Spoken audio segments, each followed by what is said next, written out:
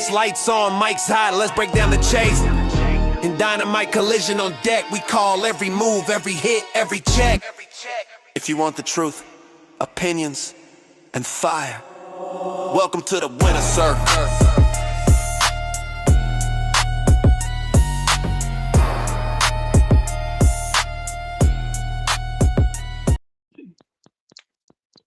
Good morning and welcome to World Wrestling Network. You are gathered with us here again on Saturday morning, bright and early over here on the West Coast, 7:10 over here on the West Coast, 10:10 over there on the East Coast for the Winner's Circle, where myself and Anika are going to review this week's Collision from last Saturday and Dynamite from Wednesday, give each show a grade, and then declare a win for the week, as we always do over here. This is episode 58.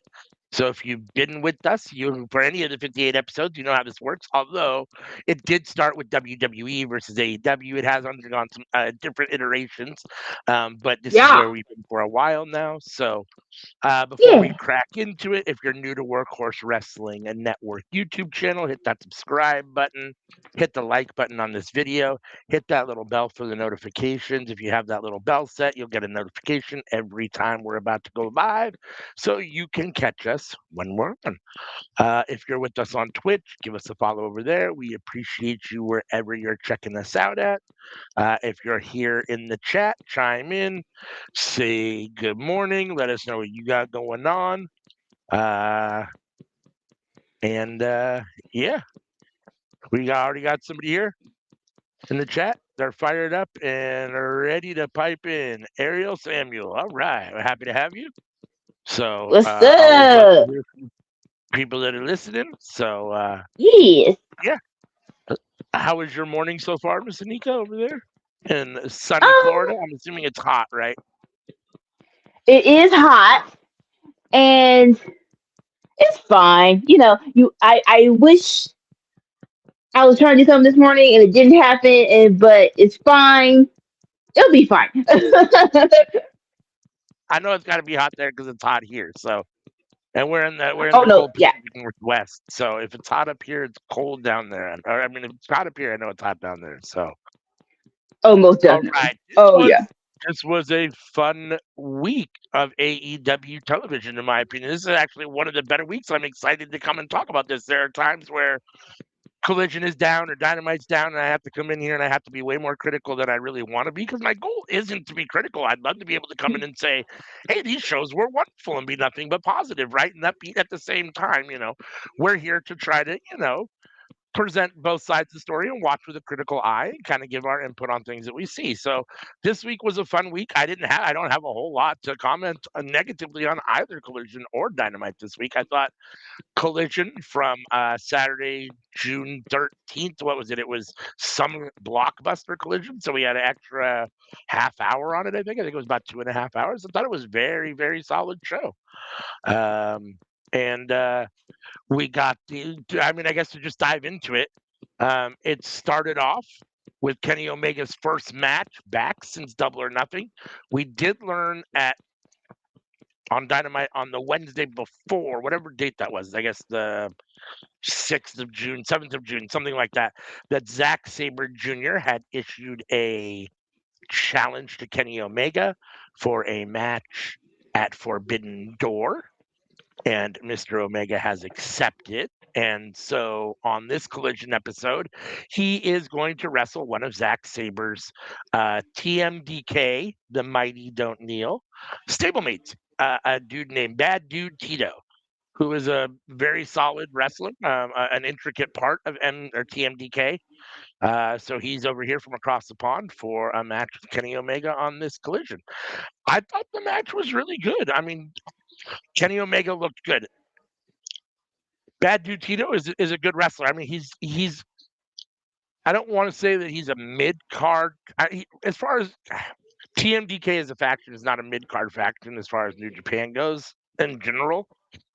I would say that Bad Dude Tito and Mikey Nichols are probably the lower end of the four guys in the TMDK stable. I don't know how you position them all, but clearly Zack Sabre Jr. is the very top, right? So, it's not like that's the match. So, much in the vein of kind of an MJF situation, Kenny Omega has to make his way through, Zack Sabre Jr. stablemates. And he does that here with a one-winged angel and the win over Bad Dude Tito. What did you think about Omega back? How do you look? What did you think of the match? And are you excited for him and Zack Sabre Jr. at Forbidden Door?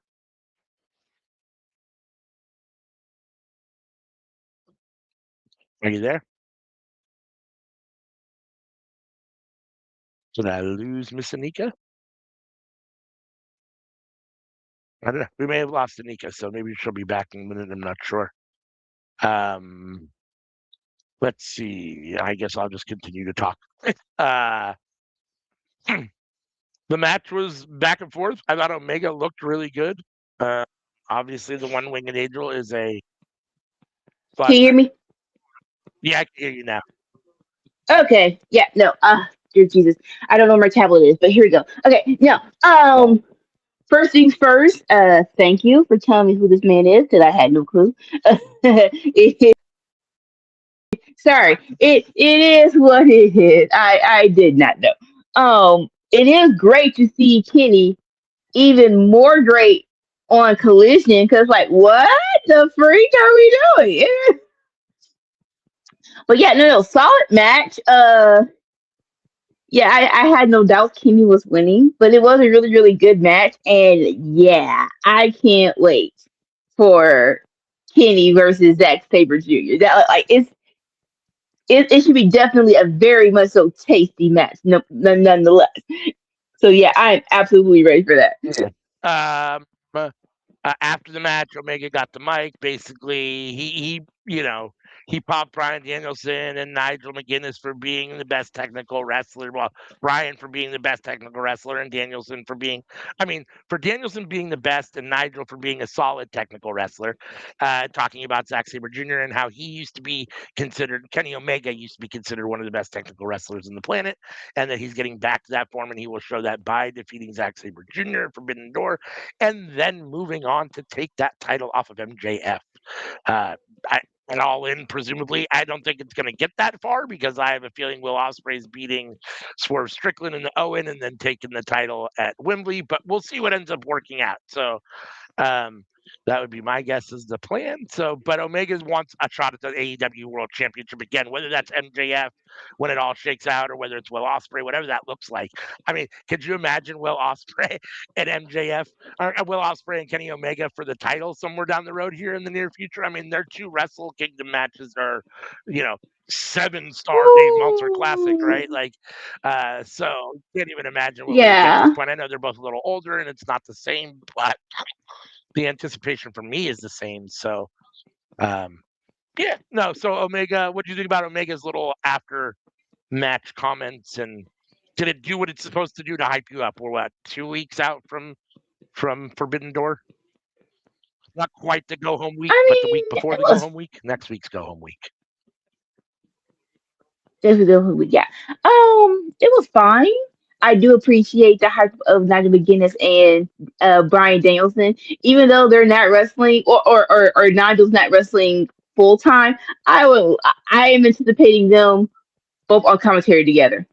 That's the next iteration. I'm like, please, please, why hasn't that happened yet? Like, okay, either for a big match show, cool, but I need them both on commentary, being still in their rivalry bag, but just going at each other. I would love that. Yeah, I agree. I agree. Honey's a solid talker. And when you're giving a promo, like there's no cap on the words you can say, right, or should say per se. Like, get your message across and say what you need to say. I feel like I always have felt like his little kind of go away, good night, good luck. It feels like it's too many words. It feels like just that tiny little ending is just a little too many words. It doesn't feels like it flows very easily. But other than that, I thought the promo was solid, and Kenny does good mic work. So, and I'm excited for Kenny and Zach. So, let's see. We have Kyle. We're in Cincinnati. We have Kyle Fletcher for the night for the show, which is the home of John Moxley. And they do have a match later with Shane Taylor Promotions, but we have Kyle Fletcher and AEW National Champion Mark Davis in the back.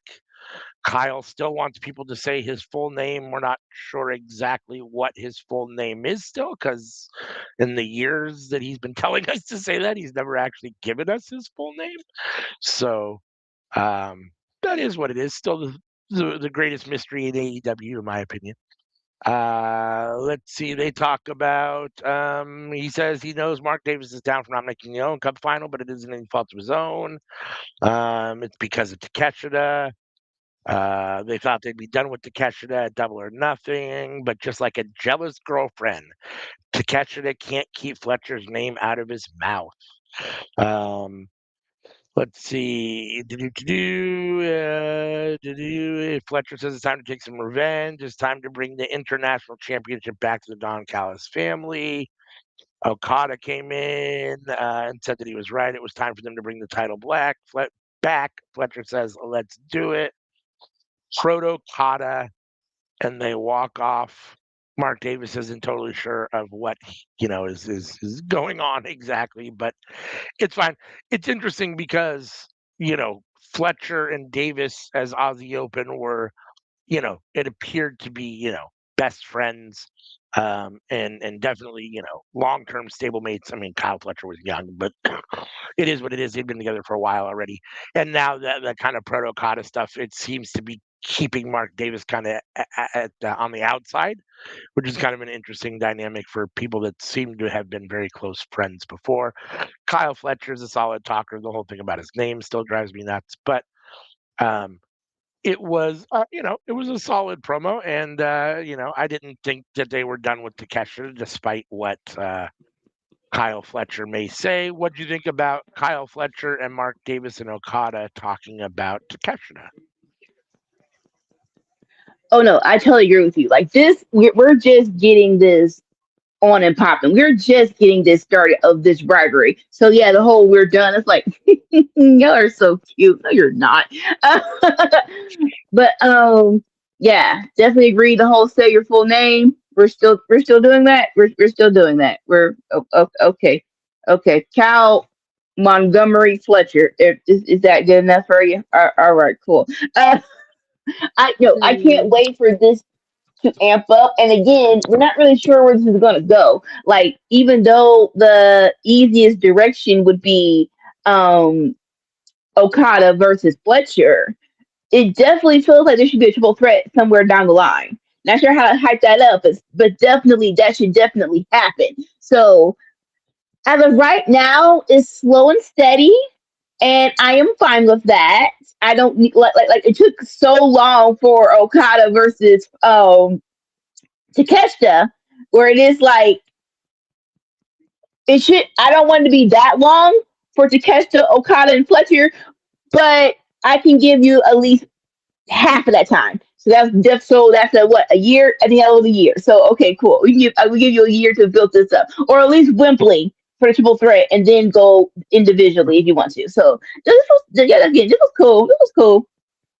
Well, we'll find out when we review Dynamite, but Takeshita's attention is in another direction at the moment. So he's focused on another match that's coming up. So in the meantime, unfortunately to the injury and the vacation of Willow, due to the injury of Willow and the vacating of the TBS Women's Championship, they have created a survival of the fittest tournament. And we have a qualifying match as our next match between a woman that they brought out in a hyped way with Christopher Daniels that we've seen before, but I don't know where the hype comes from. Now, all of a sudden, she's real deal Zeta Steel with Christopher Daniels, and clearly they're trying to make her seem like she is, because I know we've seen her before, but I don't really know who she is, and I think she was always just a jobber the few times I've seen her before. Maybe she's been putting in the work in Ring of Honor. Again, that's behind the paywall where I don't watch, and I know Ika doesn't watch, so maybe she's, been putting in the work there. I don't know. But as far as on Dynamite or Collision, we don't really know who she is like that. And so to bring her out and kind of hype her up like Dope. that was interesting. I think some of that is because they wanted to try to make it appear like Sheeta had maybe a more competent opponent. Because I don't want to say that Zeta Steele isn't a solid Right. wrestler, but like this is Hikaru Shida. You know what I'm saying? And this is the first round of a Yeah. tournament. Like, and so you got to try to make it feel like her opponent is at least worthy of being there, I guess. So I think that's what they tried to do. Nonetheless, Shida did get the win in a fairly easy match in advance.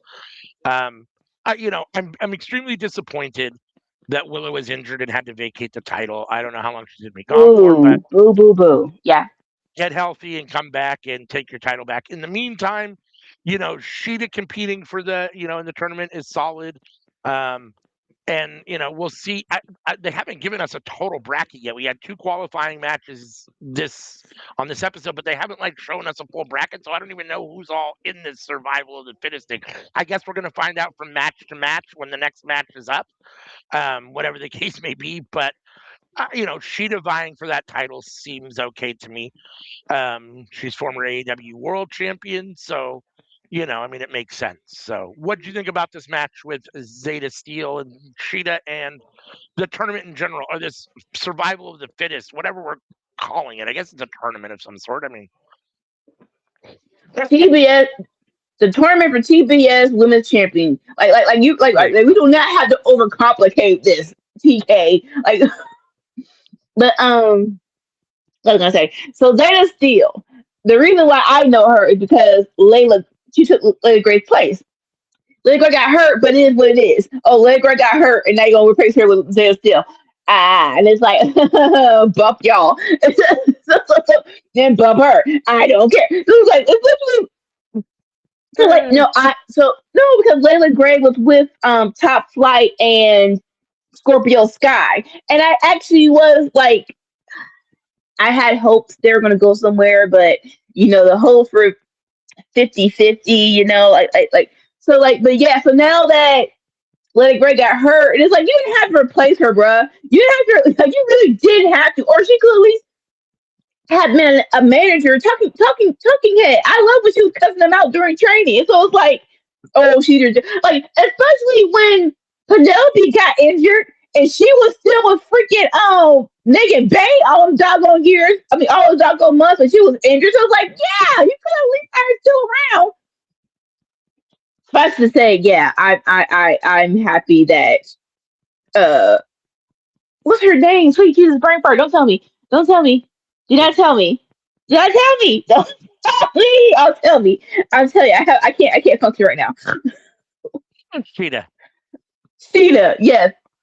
Ricardo Sheeta. I'm not even gonna hold you. I'm all over the place. But no, yeah. Suffice to say, I am glad that Sheeta won. And again,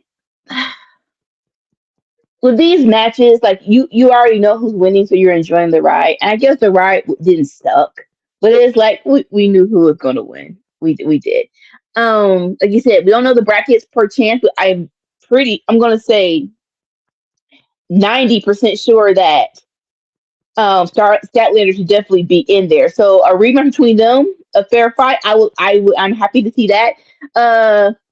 Not sure what your frick you're doing with Thunder Rosa. But yeah, put her in that. It's like, yeah. So like this has a chance to be a good tournament if you just put a little thought in there, just a little, not a lot, just a little thought. It's all I'm asking for. That's literally all I'm asking for.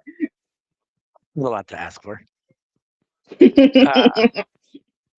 Next, on a very solid episode of Collision, we had what I thought was by far the most bizarre moment of the whole show.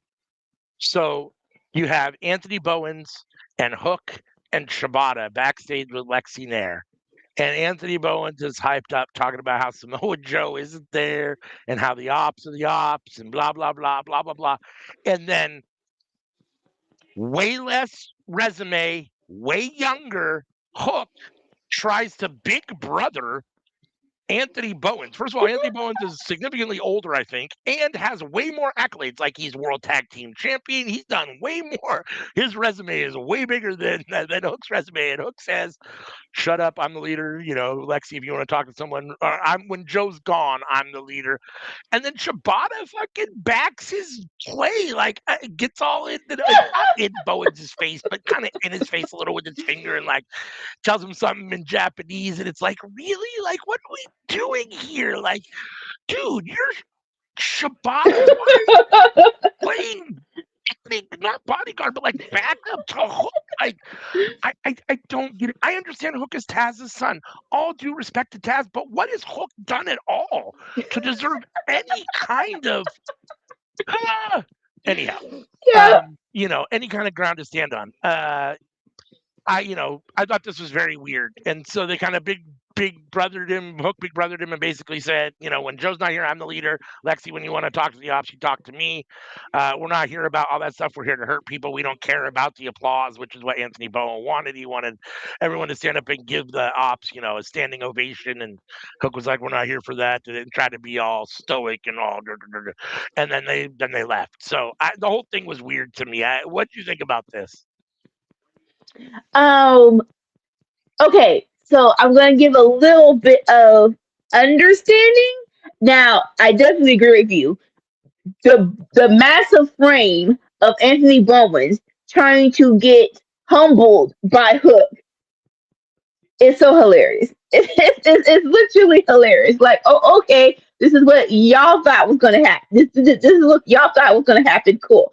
I will say maybe because he's the new person of the group. Maybe that's where his authority comes from. Where, okay, before you, it was just Joe, Shibata, and me. So maybe to that point, it's like, okay, that's the leg that Hook is standing on. You just got here. Why are you giving orders? Now, how you said it again is going to get your behind whoop because look at Anthony and look at you. It is what it is. So I guess that's the story they're telling now. Once Joe is gone, there's a power struggle of between three dudes. And again, like how's there a power struggle between three dudes? I get if you're the Don Callis family and it's 50 of y'all and you don't know what's going on, but it's three of y'all. If y'all don't go get some coffee and sell this over some daggone a biscuit and come back all united in front of the camera, so but like if that's the story they're telling, I'm somewhat interested. Not a lot. I am somewhat interested. Like, hopefully, it will lead to them coming to a nice cohesion of there are no leaders when Joe is gone. We're all in the same place. Or I know Joe is on, location doing, getting paid a side job. I would love if he had a moment to do like a video call and being like, hey, that's sure it's going on over here, but y'all talking too doggone much. Get it together and get some doggone gold before I get back. I would love that. Like trios titles, tag titles, like do something while I'm gone. I would love that. They can do like a short video of them looking at that and be like, yeah. So, but like I said, we'll see where this goes. Like, hopefully it'll lead to that, but we'll see. So Ariel says, but isn't Bowen supposed to be in the Acclaim? Nah, the Acclaim split up a while ago. And they did Yeah. this Caster Anthony Bowens thing where like they were having the face off kind of against each other, and then they tried to bring them back together while they were each doing their own skit, their own like single stuff, and that didn't work. And so then basically Bowen joined the ops, and I haven't seen Max Caster in a minute now, so I have no idea what's going on with him. But the Acclaimed, it appears, is definitely gone away, at least for now. So I'd be very interested to know, I always wonder, and I know that there's probably very little to it, but I always wonder, is there any kind of truth to them not any kind of real life beef, or is this simply just both of them wanting to try to have singles careers and whatever, or is there an actual like internal reason for not having the Acclaimed anymore between the two of them, like, or is that just a TK AEW decision? I always wonder about that kind of stuff because I mean, yes, the Acclaim may have had potentially, Scissor Me may have potentially had a shelf life. I don't know. Maybe it would have gotten stale eventually. Maybe some of their shtick would have, but them as a tag team together, I thought they were gold, and I thought they had. I mean, they had a long, bright future in front of them. So them not, and for them to go from being one of the premier tag teams in AEW to what they've done kind of as individuals is just not. It's you know what I mean? Like they definitely neither of Yeah. them has hit the heights individually as they did as a tag team. So it seems like their sweet spot is a tag team together. I don't know why you wouldn't want to do that unless they've decided they just don't want to do that anymore. I don't think it was them because I I, I want them for you, but the emerging of them getting that together was hilarious to me. I loved it where like they didn't like each other until someone else didn't like them, and then that's when they started praising each other. I like it could have gotten to a place of finally we're back together, but again, just this is when AEW's they just dropped the storyline. And it's just like so. It's like why I keep doing that? Like stop dropping the doggone story. Like at least like not everything has to end up at what you call it. Not everything has to end up at a pay per view. But you could definitely what's the face? Oh Jesus! You could definitely at least end it on a Dynamite summer blockbuster. One of the Quick at a Creek. Like at least give some kind of conclusion. No, I agree. John says they're probably both barbecue for real. Yeah, I mean they're probably. Yeah. He says he wants to know which we want. Y'all want tag team or no tag team? I mean, I prefer them as a tag team. I mean, I the tag team division is been down in my opinion. I mean, it might be a little bit better than it was, but it's been down overall than when it first started and when AEW first started. So I prefer them as a tag team, but mostly because I just don't think they get the right booking and push as individuals. As I mean, I was never like the biggest, hey, Acclaim's my favorite tag team, but I enjoyed them and I thought that they were a solid tag team that had a right and had earned a spot to be competing for the tag team titles on a regular basis, no matter who was there. So I don't feel that way about Mac. I don't feel that way based upon the booking and the way they showed Max Caster and or Anthony Bowens as singles guys. So for the betterment of them as wrestlers in their career, I feel like they're better off in AEW as a tag team. So, Yeah, that being said, if you were going to give Max Caster a better booking, give him more opportunities, or Anthony Bowens. And maybe we're going to see that with Bowens in the ops. This is very, very young still. He's only been there, a month at the most. So we'll have to see how it plays out. But, if you could raise both of their profiles, I know you tried with Max Caster and it is what it is, right? yeah, And that would be one thing. But, if their ceiling is what it is right now, then as a tag team, their ceiling was higher. And I'd rather see him as a tag team. So, um, yeah. what about you? Would you rather see him as tag team or singles guys, just in general? Like, what's No, your feeling? I totally agree with you. In a perfect world, they're a group who does some single stuff from time to time, but ultimately will come back as a tag team. But if I had to choose one or the other, tag team, tag team. Next, we had the Rascals, Zachary Wentz and Desmond Xavier, in a match against, I'm assuming, the Atlas brothers, Austin and Aaron Atlas. So these guys I've never heard of. Unfortunately, when it comes to we talk about this a lot on here. When it comes to guys you've never heard of in the ring against, well-established superstars, it's going to be a hard road to plow for the young local guys. And that was the case here. Zachary Wentz and Desmond Xavier got the fairly easy win here over these two. What do you think of the match, Miss Anika? Not sure. Maybe she's having an audio issue again. Let's see. John John says, who do y'all think will be a worthy opponent for? Is that you mean for the Acclaimed as a tag team? Like if the Acclaim was going to be a tag team again? I mean, there's lots of them, I guess. I mean, not lots of them. I mean, that's one of the things we Like, talked about was the down, kind of the tag team division being a little down. But there's the guys from the Bang Bang Gang. There's people from, Death Riders. There's people from the Don Callis family. There would be other tag teams, plenty of them out there that the Acclaim could wrestle with. And again, I think when they were going well, they were, worthy opponents for anybody at the top of the tag team division. So I think any would be a decent. The Rascals would be fun versus the Acclaimed would be fun. So, but what do you think about this kind of Rascals showcase slash squash match?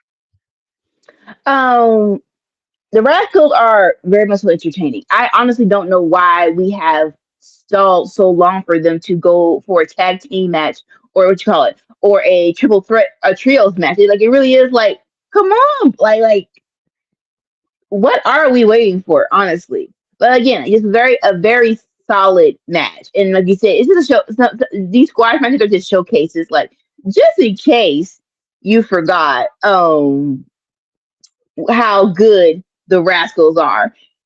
Here's a reminder. So like I'm definitely fine of that. And what else do I say? But yeah, I'm not sure what we're stalling for with the Rascals. It's like strike, please strike on the orange hot. Like what those two '80s dudes that had the '80s hair and we're doing they're now in ROH. What tag team were Outrunners. Outrunners. It's like you did not strike while the iron is hot, and now look at them. It's like I need y'all to learn from your mistakes, please and thank you. Like please. So, Yeah. but yeah, I guess as long as they get TV time, they're fine. But yeah, on the like, it definitely is concerning. Yeah, I agree. We had one of the better matches of the night next. Well, okay, post match. There's three members of the Rascals. These two members said, "Hey, the Rascals are so good, you deserve to see all three of us." And Myron Reed is going to come out and take the ENT championship from Kevin Knight next. And so that led right into Kevin Knight defending his TNT championship versus the young goat, Myron Reed, in a very, very fun match. Very entertaining. I enjoyed this a lot. This is one of the reasons why I'll probably give this collision a high grade. I thought Tito and Omega was solid, even though Omega got the win fairly commanding. I still thought that match to open the show was a really good match, especially for Collision, and getting Omega on Collision at all is always a coup, right? So, and then Yeah. we had this match. So by the time this match was done, I was very happy with Collision already, and then we'll get better even as we go on. So, or we'll get more as we go on. So, but this match was very good, back and forth. I thought Myron Reed showed why he deserved to be in this spot, getting a shot against Kevin Knight. Yes. And, the future is bright as far as, the TNT championship goes. I mean, if Fletcher is going to continue to hang around, I know he talks about the AEW title, but they also talk about him wanting to be the TNT champion again. He's young, and there's a lot of young guys floating around that title, and the future is very bright for that title at the moment. So, and I like Kevin Knight defending it. Kevin Knight defending it against decent wrestlers. Kevin Knight going full heel with the Callis family, coming out with Don Callis, and is definitely, I like it. I mean, Hmm. I worry again. We talk about it a lot. I worry about having too many people in a faction and certain guys don't get enough nod. And I worry about Kevin Knight falling in the background. But as long as he's got a title, he'll be at the foreground a little bit. So as long as he's holding that belt, I think his spot is okay in the Callis family. We'll have to see what happens when he ultimately loses that title, what that looks like as far as his position in the Callis family and how much TV time he's getting. But this match was extremely solid. Kevin Knight did get the win, thanks to Don Callis and the Don Callis family, as it turns out. And yeah, So I think we'll probably get this again. I thought that they had very good chemistry. I thought the match worked well. I'm sure Myron Reed is very unhappy about the way that it ended, as the Rascals should be, and he probably wants another shot. So, and I think another match between these two at some point, not tomorrow, but down the road, give it a month or so, let them talk a little bit, let them do whatever, let them breathe a little, and then come back to it. But I thought these two had great chemistry, and I love this match. Kevin Knight looked good in the win. What do you think about this?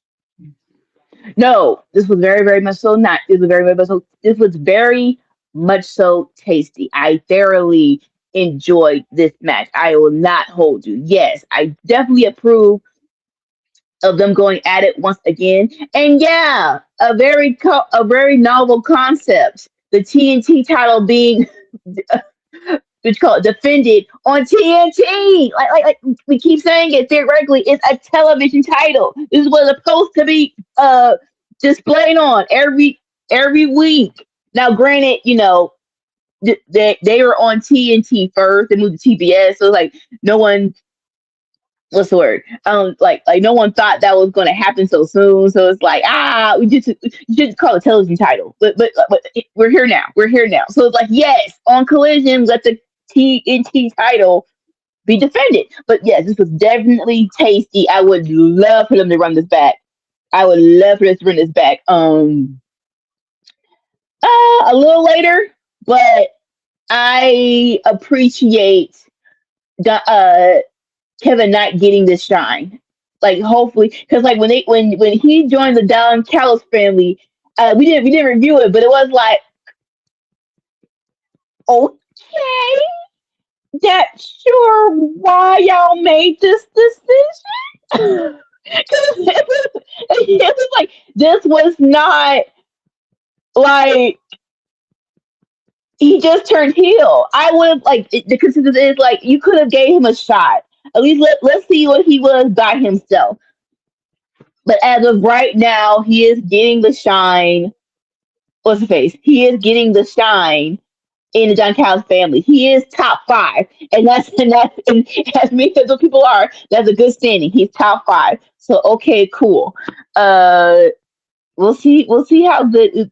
Like just keep it going. Each week, let him defend it. Have good matches with people.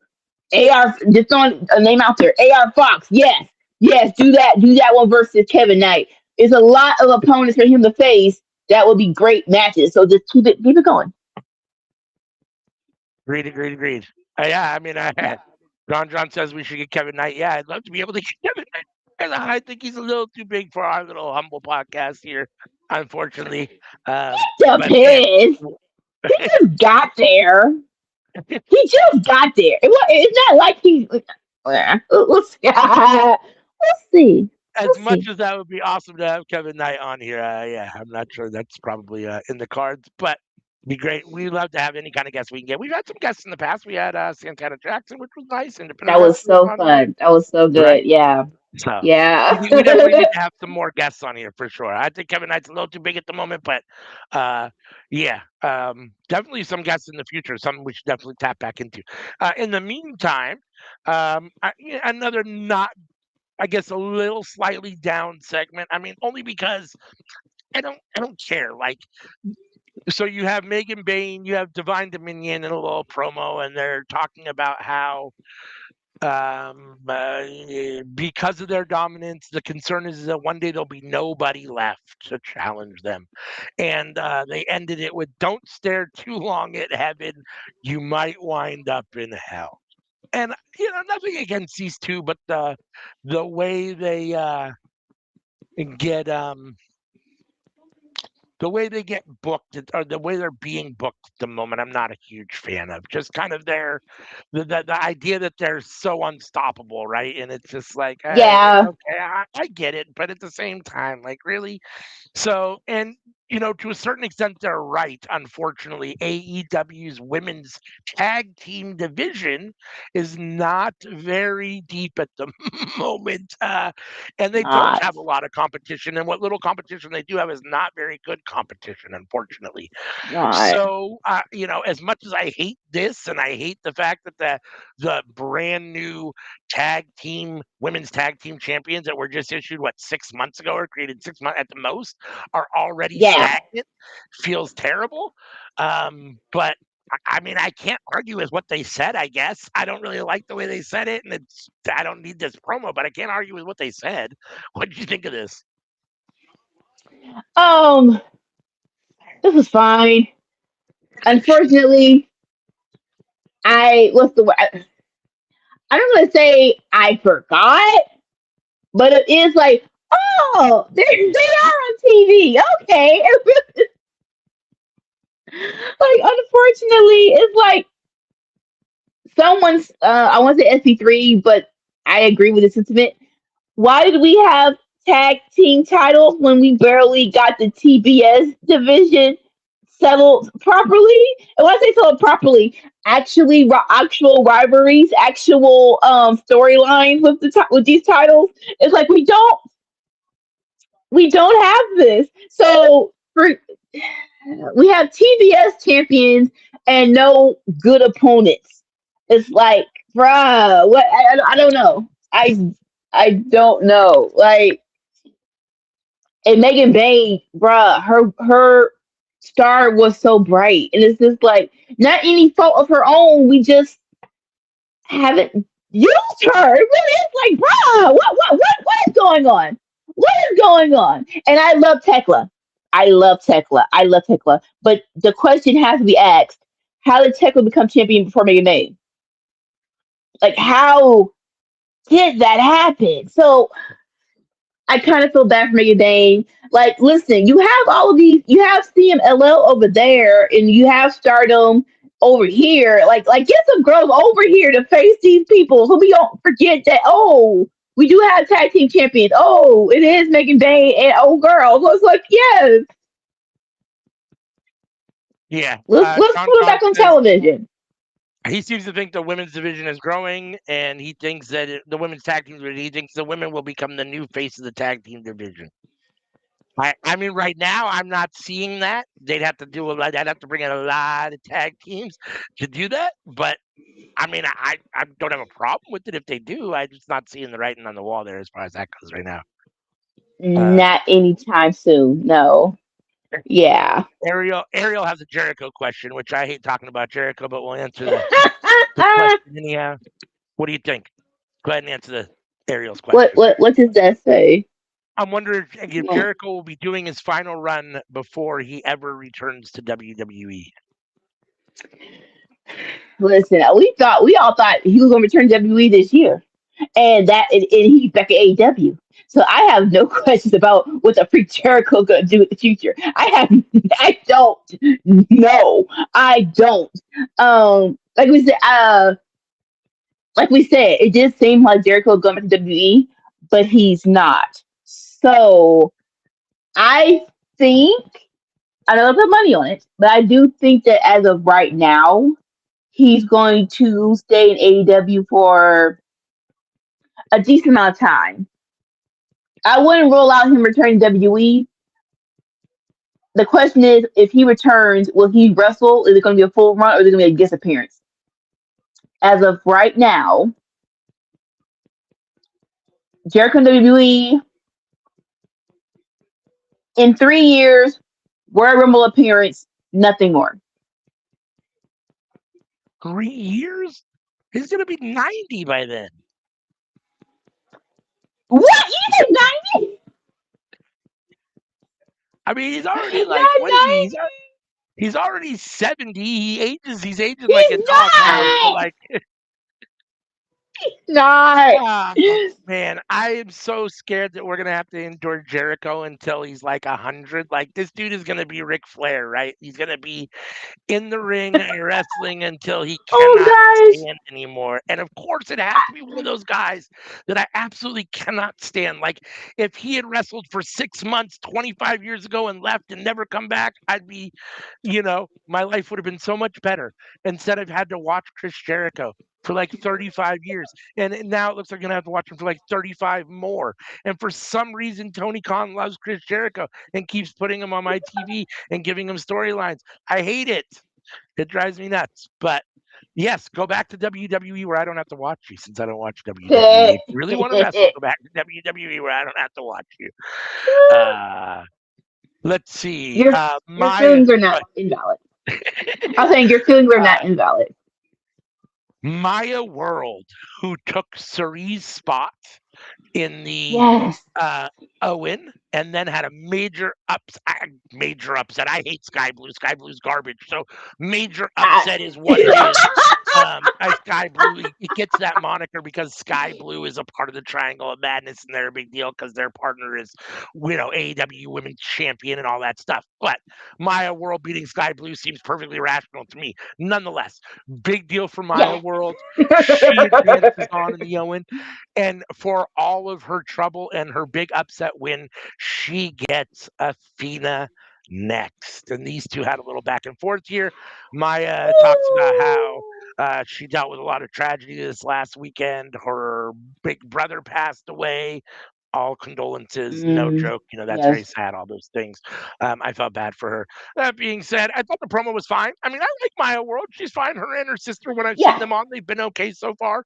I don't have any problem with them. And so, I thought this was fine. She sounded fine, and then Athena responded back, basically saying, "You're not on my level, and I'm going to destroy you." Essentially, I'm Athena. I'm the Ring of Honor World Champion. What do you think of this little back and forth leading up to their Owen Hart match? Is it hyping it up more for you? Are you excited at all to begin with? Or does this hype it up for you at all? So full scale. Yeah. I do agree. In the ring, Sky Blue does need some more work. We will say that, yes. So, but she's been on television more than Maya World. So that is why the upset. Where like unless you've been watching, I'm going to assume she come from Stardom. Unless you've been watching Stardom, you don't know who Maya World is. So this cult. Oh, Jesus, come back on. Come on. There you go. Yeah. This small. This. I don't want to be disrespectful, but yeah, this small name wrestler defeating Sky Blue. That is the surprise. We'll say surprise, but I am all here for it. I'm all here for it. Definitely. You said condolences to her brother passing. That sucks. Point blank. Period. And I'm very impressed that she got through the match and no clunkiness, nothing crazy. It's like yes, that's how professional's supposed to be. I loved her promo. I even loved what you call it. What you call it? I Athena's promo. I like it where she was like, she gave her condolences. She's like, but what about me? What about with Athena? Like I can't stand you. So I am way more hyped for this than Athena versus Sky Blue. I will definitely say that.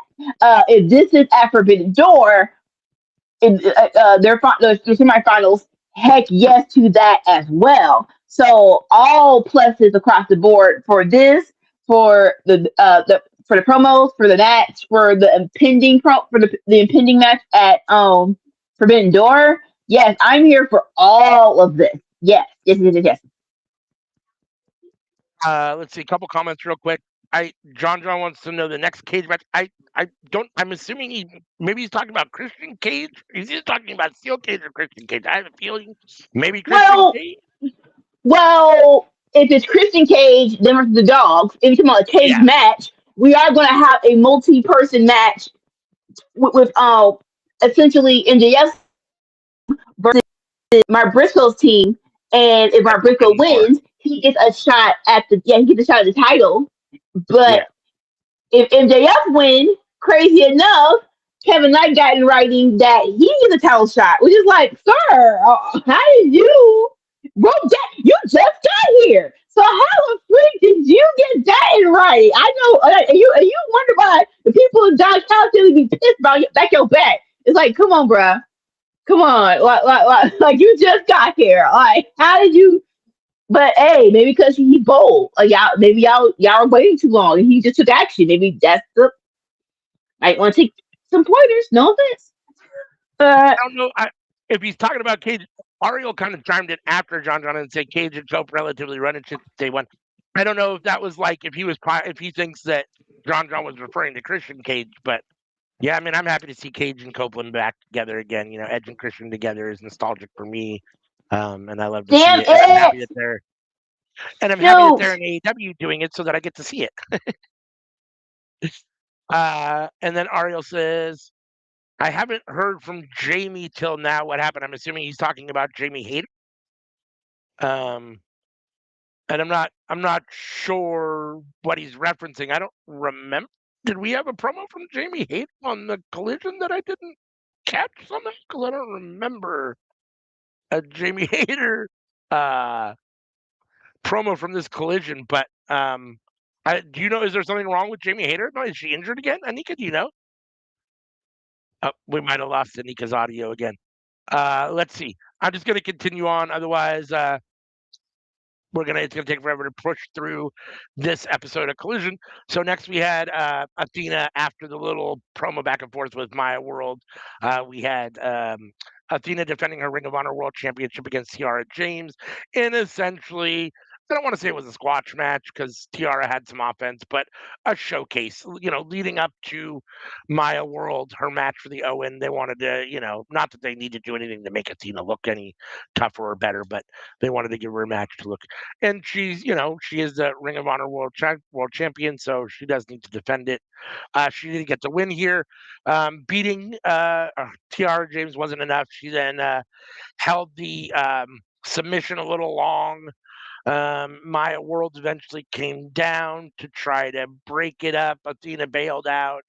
And then Maya went over to check on Tiara James. And then when she wasn't paying attention, Athena came back in and beat up Maya World and eventually hit her with the belt and basically stood over her and told her that, basically just kind of gloating that she is the better wrestler. And we will see what ends up happening in that match for the Owen. We have Ricochet with the Gates of Agony, the Demand as they are now known, or have been known for a while now. And Ricochet is unhappy. In general, he wants his AEW National Championship. He lost his national championship in a 21-man match. And now that the national championship is gone, he wants to catch it as international championship. So he basically challenging Takeshita for a title match. And in some respects, I'm here for that. I mean, I'm happy to see Ricochet versus Takeshita. I'm happy to see Takeshita defend the international championship. All champions should be defending the belts on a regular basis, and Ricochet would be a solid champion. I guess I'm a little confused on a couple things. One is why he's first of all, Ricochet's a little all over the place in this promo. He talks about losing his national championship, but he doesn't really want it back. He's ready to move on, as opposed to like get his title back, which you would think would be kind of the normal response. But I guess onward and upward to bigger and better things. But then he also references his 2-1 victory scoreboard or his scoreboard over Jericho, which seems kind of out of place. So I'm not totally sure. Ricochet, now that he's free of Jericho, supposedly, he can focus. I guess that's the segue. Now he can focus on, which gold he wants. The whole thing seemed a little odd. I guess it is what it is, but it feels like Ricochet is talked himself a little thin as far as too many irons in the fire for him. So we'll end up seeing what that looks like. But Takeshita versus Ricochet, I'm here for that. Then we had what I thought was probably the best match of the show. Even though I thought whatchamacallit was really solid as well. Kevin Knight versus Myron Reed. But next we had the Dogs, David Finlay, and 100 Proof Clark Connors versus the Young Bucks. and we had the Dogs not finally, they've gotten a couple wins recently, but a big win here over the Young Bucks. This was I don't want to put too much on it, but this felt like a pay-per-view quality match to me. They had the solid kickouts. They had at two, they had the big moves, the big spots. I thought it had good time length. I thought that the Dogs getting the win is very solid for them. It helps make them feel as important as I think AEW wants us to feel like they feel or wants us to, feel about them. So yeah, I think that this worked out really well altogether. I enjoyed this match. The Bucks looked great, lots of super kicks, which are always fun. And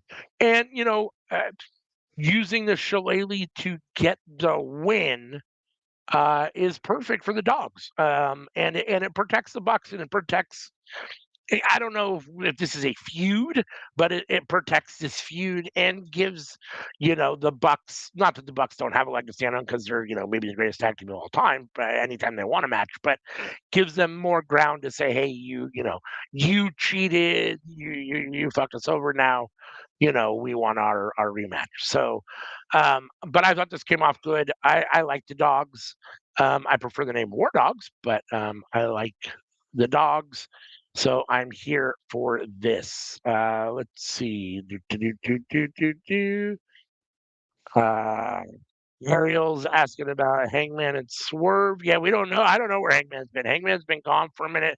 Swerve is definitely focused on Ospreay, as that's the final of the men's side of the Owen Hart. So Ospreay versus Swerve. Ospreay is probably getting that win and taking the title at Wembley. I can't imagine that Tony Khan talk about striking when the iron is hot. The iron doesn't get much hotter than Will Ospreay winning the world title, world heavyweight championship in London in front of his crowd. So I'm imagining that that's what's probably going to happen. But Swerve and Ospreay should be fun. In the meantime, I'm not sure what Hangman's doing. I don't know if he's actually injured or out for a minute. I don't know if they just have decided to let him take time off to be with his family. I'm not totally sure what's going on with Hangman, but we'll see when he comes back, I guess. And then Ariel says, "Oh, sorry, Jamie Hayter. Yeah, hope they didn't fire her. She might as well be on NXT." Yeah, I mean, I don't. It's tough. I mean, I'm a huge Jamie Hayter fan. I hope they didn't fire her. I haven't heard anything about that, but again, I'm definitely not an insider. I have no inside information at all on any of that. I get all my information from the same place you guys are able to get your information. So I don't know. I know that I like Jamie Hayter. I know that there was a period of time where her future was extremely bright with AEW. Obviously, she was tagged there. She was world champion. She's been uh, two-time, I think, or at least one time, and a main event, a member of the main event picture for a while. So I hope that she's still with AEW and going to be back soon and on our TV screen. If they don't use her properly, and as much as I don't want her to end up with another company where I couldn't see her at all, but hey, if you're not going to be used properly and somebody else is willing to say, hey, we will use you and potentially whatever, then I guess it is what it is.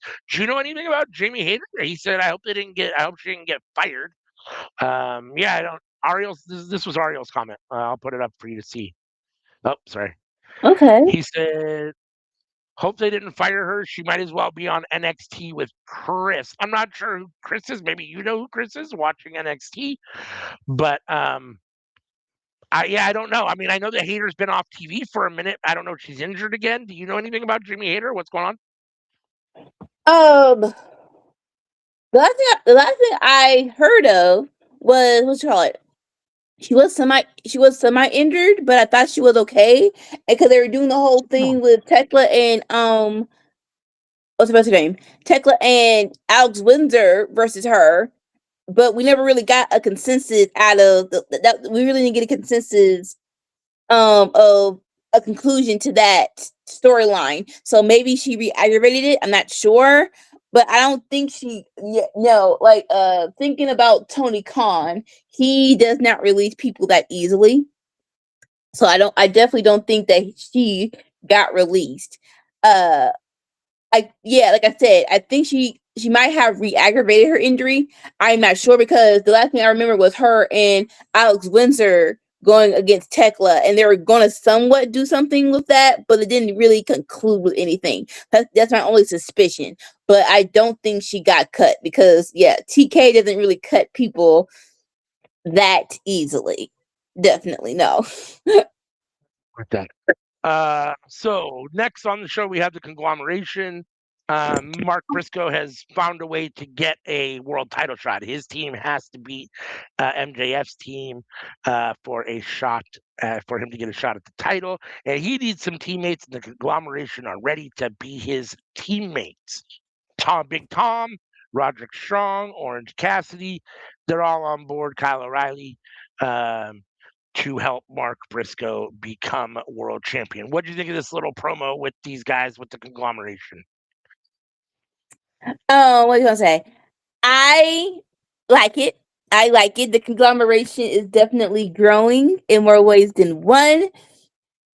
Like without a doubt, like who else was Mark Briscoe going to get to face MJF's team, which is we call it the business deal of him and the Don Callis family, and what's his name? Cal O'Reilly and Roderick Strong are no slouches when it comes to cage matches or war game matches. So I think those two are definitely going to be in there. So yeah, no, I definitely loved all of this. This was nice. Yeah, no, I agree. Then we had what's become a little feud here with our AEW Women's World Champion and a whole promotion from across Yeah, the water. yeah, Tekla versus Stardom. So yeah. Tekla has been kind of blasting Stardom because she feels like you all fired me, you let me go, you didn't give me the due I was, the what I should have been given over there. And look at me now. I'm over here. AEW respects me, values me, and look what happened. I'm AEW Women's World Champion. Y'all dropped the ball, and essentially giving the finger to Stardom, right? And so now we're back. She does a promo with her this week on this Collision, talking about she's live in the audience, and she basically is giving it to Stardom verbally, just talking shit. And then in the nastiest thing I've ever seen, probably in my whole entire, well, not the nastiest thing, one of the nastiest things I've ever seen in my whole entire life, she spits into her own hand and basically says that's what she thinks about Stardom, and then rubs it all over poor Tony Schiavone's jacket, and basically says, bring me your best. Whoever you think is good enough in Stardom to have a match with me, bring it on and let's do it at Forbidden Door. What do you think of this? Again, I love Tekla. Tekla is my girl. I am glad she's champion. I have enjoyed her.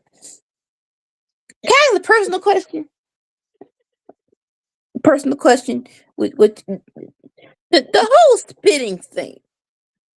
Is that a Caucasian? Is that a Caucasian thing? It's definitely No. a heel thing. I mean, the only people I've ever seen it have been heel Caucasians. So yeah, maybe it is. I mean, it's not something I do, but yeah, I mean, the only two people I've ever really seen do it on a significant basis are MJF and now Tekla. I mean, there's been other people that have done it. Oh, There was a guy in FTR thrives WWE on that crap. there was a person in WWE that did it for a long time too, and I can't think of who it was, but there was someone in WWE. It was kind of like their thing for a minute, and I don't I mean, remember who it is. Carlito was spitting apples at people, but Yeah, but I feel like there was somebody else that was spitting on people for a while. But nonetheless, it's really disgusting. No, it's definitely not the Caucasians I'm familiar with. No. like, is this so gross?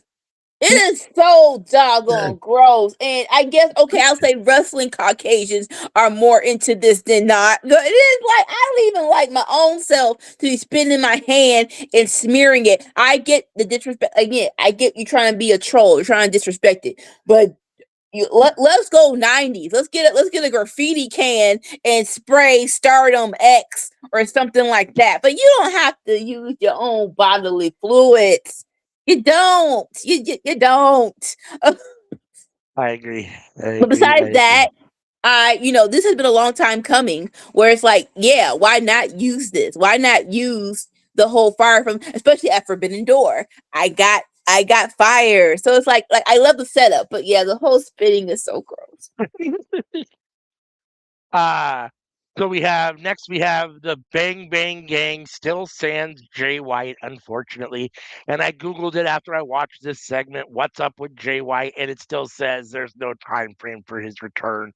Well, he had a broken arm and then something else, and I forget now what they said, but he's a shoulder injury, shoulder surgery, I think they said. Broken arm and shoulder surgery. So no time frame for him to come back. But luckily for Jay White, he's still fairly young, and I think there's no doubt that at some point he'll recover and come back. Hopefully. In the meantime, Austin and Colton Gunn, Juice Robinson, and Ace Austin are giving a promo, and they are after the dogs. They want the dogs in a bad way. Juice Robinson says he's the vet to snip the dogs. He does all the procedures himself, and looked a little crazy, as Juice always does. Um, I thought this was solid. Ace Austin says if you're not down with the Dr. Juice and the neuter dogs, we got 2 words for you. Listen, I love Ace Austin. I love Juice Robinson. This group is in desperate need of Jay White. This group is in desperate need of someone. If Jay White is not coming back anytime soon, and it doesn't look like it, we need somebody else that gives that Yeah. team a little bit more main event credibility. Ace Austin is a solid wrestler. Juice Robinson's a solid wrestler. They haven't booked them in that way yet. And for that group to get some real traction as a faction in a very faction heavy company of AEW, they need that Jay White or that main event superstar to kind of carry them around a little bit. So that being said, I thought the promo itself was fine. And I'm here for Bang Bang Gang versus the Dogs. I mean, it feels like the dogs are already stretched a hair thin. Um, and so they have the beef with the Young Bucks. They have beef with other people. So I don't know where the Bang Bang Gang falls in with that. But yeah, I mean, I'm here for them wrestling the dogs. What do you think of this from the Bang Bang Gang? I agree with all that sentiment. Uh, I miss Jay White. Yeah, I definitely miss Jay White. It's like, bruh, I don't even like what. Like, what happened? Why are you not here with the? Jay White's a missed opportunity. Yes, let's put it. Let's call spade a spade. Definitely a missed opportunity. Now, moving forward, because we have to, I don't mind the Big Man Gang being together. I don't. And yes, we definitely the War Dogs definitely need a proper rivalry. I can't say you're wrong about the whole needing a new leader because, like, on one hand, they could mid card it until Jay White comes back, but who wants to do that? Uh, on the other, like, that's I would say other hand. There is no other hand. Either replace Jay White or mid card until he comes back. And no offense, as of right now, without Jay White, them versus the dogs should win. I'll be highly surprised if they don't. That'll be definitely what you call it. Not a missed opportunity, but what's the word? That That surprising. You're telling us how you feel about the war dog the dogs because yeah they need to be winning, they need to be beating someone, and they can't beat the Bang Bang Gang without Jay White. What are we doing? Just tell us how you really feel about the dogs. uh, but yeah, I don't mind this match. Definitely need someone else to be a part of the group to get it back to where we were, because it's one of those things where just like striking with iron hot, bruh. If you remember Batman Game when it first came out, it was so okay. Now we're cooking with gas. Like honestly, Yeah, yeah. yeah. No, I agree. A couple comments real quick. Dolores is our fearless producer, Miss Dolores, is in the house. She says, "I'm in a new spot." No, I just don't have the background on it. That's my house. I just am Just I got tired of watching the background flicker behind me for whatever reason, the way the camera is and like my face flickers. So I figured this is a little bit less, maybe a little slightly more appealing for the people to watch as opposed to the whole flickering background. So, but thank you, Dolores, for being here. We miss you. Love and miss You you. do? And thank you for Nah. all that you do for Workhorse Wrestling Network. If you don't know Dolores's channel, go check out Dolores's YouTube channel. She does all sorts of stuff over there, from wrestling to crafts to fun games. In fact, Dolores, if you're here, drop your channel in the chat so people can go check it out. Just a pink girl living in the pink world. She's got a lot of great stuff going on over there. So go over there and support her as well. Give her a subscribe and a like and check out all of her stuff. So Ariel makes a comment about crazy how he got a title shot and Ciampa didn't even get one. Even Dustin Rhodes would have been in that spot. I get confused because we move so rapidly in our conversation. I'm not really sure who he's talking about. Are you clear on who Yeah. he's talking about? Who? So, he said title shot. We're talking about Collision. Maybe he's talking about what you call it. Trey Miguel, maybe not Trey Miguel, but the gentleman from Myron the Reed? Myron Reed. Maybe talking about Myron Reed. If or right as of right, say right now, yes or no. If it's yes, more so if it's Ciampa versus Kevin Knight. I'm not sure who wins that. With Myron Reed, even though it was a great match, I still kind of know who wins. Like, if they would have done a whole build up, it might have been more of a question. But as like it just no build up, straight up match, I kind of know who wins. With Ciampa and Kevin Knight, I don't know, and that's the next level thing. Yeah. Yeah. No, I agree. Ciampa and Kevin Knight. I'm leaning towards Ciampa winning that, right? Like just in general. And so being this Yeah, young, being this early in Kevin Knight's kind of reign, and if you want him to hold that belt for a minute, especially with the heel turn and try to solidify him in the Callis family, he needs some opponents that there's some unpredictability, but not that much, right? Like so. Um, the match against Myron Reed, they have a really solid match. Myron Reed gets an opportunity, but Kevin Knight at this point, the way they're booked, should be beating Myron Reed. I don't know that he beats yeah, Tommaso Ciampa, so that's a little no, tougher. So, but yeah, I don't have a problem ultimately with Myron Reed getting a shot at all again because we need people to compete with Kevin Knight to give him solid matches, but for Knight to beat. So, no yes, disrespect to Myron Reed, but I think this is the right spot for him at the moment. Barring as far as he's doing single stuff, so the right spot for him is a singles. I think the right spot for the Rascals is to be a trio competing for the trios titles and doing more of that than just one-off tag teams with two of them doing tag teams and one of them doing some sort of singles match, right? Whatever the case may be. So, but this is a good spot for him as a singles match. So, let's see. Ariel says toxic, toxic, toxic. We're talking about Tekla. I'm assuming yes, she is brilliant. And I'm a huge fan of Tekla, so I have no problem with any of that. Although the spitting is very disgusting. Dolores it is. says, "Miss y'all so much. We miss you very much." We do. And I think she dropped it here. Oh, hashtag WWN. Yeah, she's gonna drop her or whatever here. Let's see. Last comment for the moment, and then we'll move on to the next thing. After the Rascals debuted, I wasn't sure how things would go on. Like they've been taking time before they face Edge and Cope. I think that's the vision they're teasing at. Yeah, I mean, I imagine that, okay, let me rephrase this. I hope that TK has big plans for the Rascals because I enjoy the Rascals. That Yes, being said, the roster is extremely loaded. There's a lot of talent, and getting everyone on TV all the time is difficult. So, and having a solid creative story for everybody or for multiple situations it can be difficult. So I don't know what the future necessarily looks like for the Rascals. Them versus Edge and Christian would be fun, or Christian and Cope, Cage and Cope, whatever you want to call them, would yeah, be fun. I don't think that the Rascals would probably be beating them, but Eh, uh, but it would be a fun match. Anything you want to say about the Rascals? And I know you said before that the Rascals should be doing more. Anything else you want to say about it? that's it. I want more for them. I want Yeah, more for them. yeah.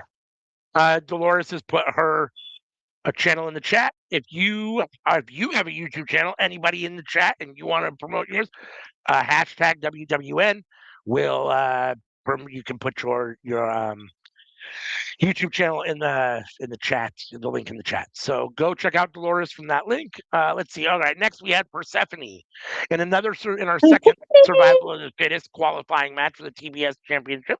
CMLL Women's World Champion Persephone taking on Triangle of Madness member Julia Hart. Persephone does get the win. This match was, I thought this match was good. I enjoyed it. I thought that they had good chemistry together. I liked this match better than Sheeta versus Zeta Steel. I thought that it came off better. I thought that these two, no disrespect, I guess, to Zeta Steel, but it felt like Julia Hart has kind of earned this spot more than Zeta Steel, in my opinion, with the work. I mean, I'm not a big Julia Hart fan per se, and I think she's very mid card, but she has been here doing the hard work for a long time. Oh yeah. And so her getting this spot, getting an opportunity in this to compete for the TBS championship and to be in this tournament makes sense to me. Her then taking the loss to Persephone also makes sense to me because I think Persephone is a level above her. And so Persephone getting the win and moving on makes sense. I thought this all worked out the way it should have worked out. And I thought the match itself was fine for what it was. What about you? Agree on all cylinders. At least this match had a little bit of a what you call it, build up a little bit per se, because Julie was the one who missed her during a match early on, and you get a little revenge. That's cool. Like you said, it worked out how it's supposed to work out. Like, I am a fan of Julia. I hope we can get her back to 2024, because that was prime Julia, where she was with the Tree Monsters, and she was TBS champion, and she was so good. But after that injury, man, I don't know. Like we're still trying to get that flair back, and I'm hoping we can get it back sooner rather than later. Honestly, but yeah, Persephone is still. I like her.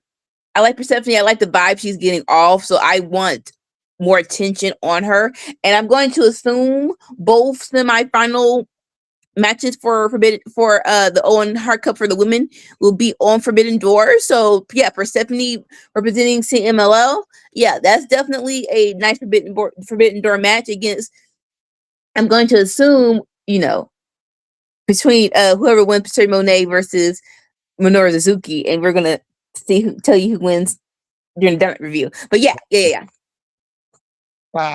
Then we get a response from Starlight Kid from Stardom to our AEW Women's Champion Tekla. She says it's in Japanese, but she basically says, "I'm coming for you," at Forbidden Door. Let's see, what did she say? She said, they'll be sending. Oh no, I'm sorry. She didn't actually say anything. Tony Khan and Nigel, I apologize. And they announced that they'll be sending Starlight Kid over. That's right, I forgot. I think maybe we saw something from her on Dynamite. Maybe I'm getting the two confused. But we saw something from her at some point. Maybe this was just the announcement she was coming over. Maybe the promos later. But they announced that Starlight Kid was coming to, and I guess she's right now. I guess she's the big deal at Stardom. So her versus Tekla should be interesting. And then Tekla is backstage with Lexi Nair for her second live promo of the night. The first one was with Tony Schiavone at the announce table. Now she's backstage giving Tekla a lot of live love tonight. So, or I guess Collision's recorded, so maybe it's not live, but a lot of TV love tonight, let's say. Tekla says that she's ready to face Starlight Kid. She basically says, I'm going to beat her up. I'll beat Starlight Kid, and then she basically says, she ends it with, but remember the blood of Stardom will be on your hands. So, what do you think about Tekla? The announcement that they were going to bring Starlight Kid over, and then Tekla's response after she said, give us your best. They announced who they're sending, and then Tekla responds to who they're sending. What do you think of all this? Cool. Do you know Starlight Kid at all? Not at all. Not a clue. And that's that unfortunately is the sorrowful part of this whole scenario, where it's just like, I don't know who this person is. Now, granted, I am not a Stardom fan, so anyone they sent, I would have known. My biggest hope, which is very much so reaching the sky and beyond, was with maybe Kyrie will go back to Stardom and we'll do Kyrie versus Tekla, but that was reaching. That was very much so grasping. I don't know who this lady is. I'm so sorry. I need a video package, please and thank you. And for Yes. y'all to even y'all don't even announce it in a grand way. They're just like, oh, we're just gonna bring over this chick. Okay, so you're just telling me I shouldn't even know her name. Like bruh. Yeah. Yeah. I agree with all that. So it'll be interesting to see. I think the match will be better, but the match will be good, but the build up has not been great so far. Yeah. But we'll talk about it a little bit more because I think they had some more stuff on Dynamite, if I remember correctly. In the meantime, we get a match between our next match between Jake Doyle of the Don Callis family. He's out there with TNT champion Kevin Knight, and he is wrestling Kevin Knight's former Jet Speed tag team champ or tag teammate, uh, Mike Bailey. Mike Bailey wants Kevin Knight badly, as Kevin Knight has basically turned on him and gone heel. Mike Bailey wants him and that title. Kevin Knight's not going to give him that satisfaction at the moment, as the heel shouldn't. In the meantime, he can wrestle other Don Callis family members. And unfortunately, and not great for Mike Bailey's vying for that TNT championship or another shot, he takes a loss here to the 20th man on the Don Callis totem pole, Jake Doyle. I thought this was very weird. The match itself looked good. I thought, for all intents and purposes, that both guys had good chemistry together. Looked like Mike Bailey was getting the win, and then for some reason they decided to let Jake Doyle get the win here. I'm not sure I understand. I think there's a lot of meat on the bone, but in a feud between Kevin Knight and Mike Bailey for that TV or for that TNT championship. But I mean, you're not going to get me hyped about it by Mike Bailey taking losses to guys like Jake Doyle. I don't care how big Jake Doyle is. So I was disappointed with this, and I'm not totally sure that I understand the reasoning. Um, but it is what it is. Jake Doyle got the win, and Mike Bailey's, I guess, get to nurse his wounds for a minute until he figures out what's next. What do you think of this? This made no dang on sense.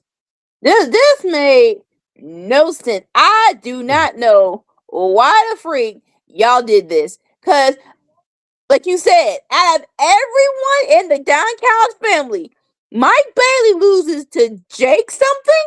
Jake Doyle. Jake something. Now Jake I get something. it. He just came back. But Brian Cage just came back. You let him get that freaking loss. So it is like, why? The whole thing with Kevin Knight and Mike Bailey, I was very much so confused about, because Yeah.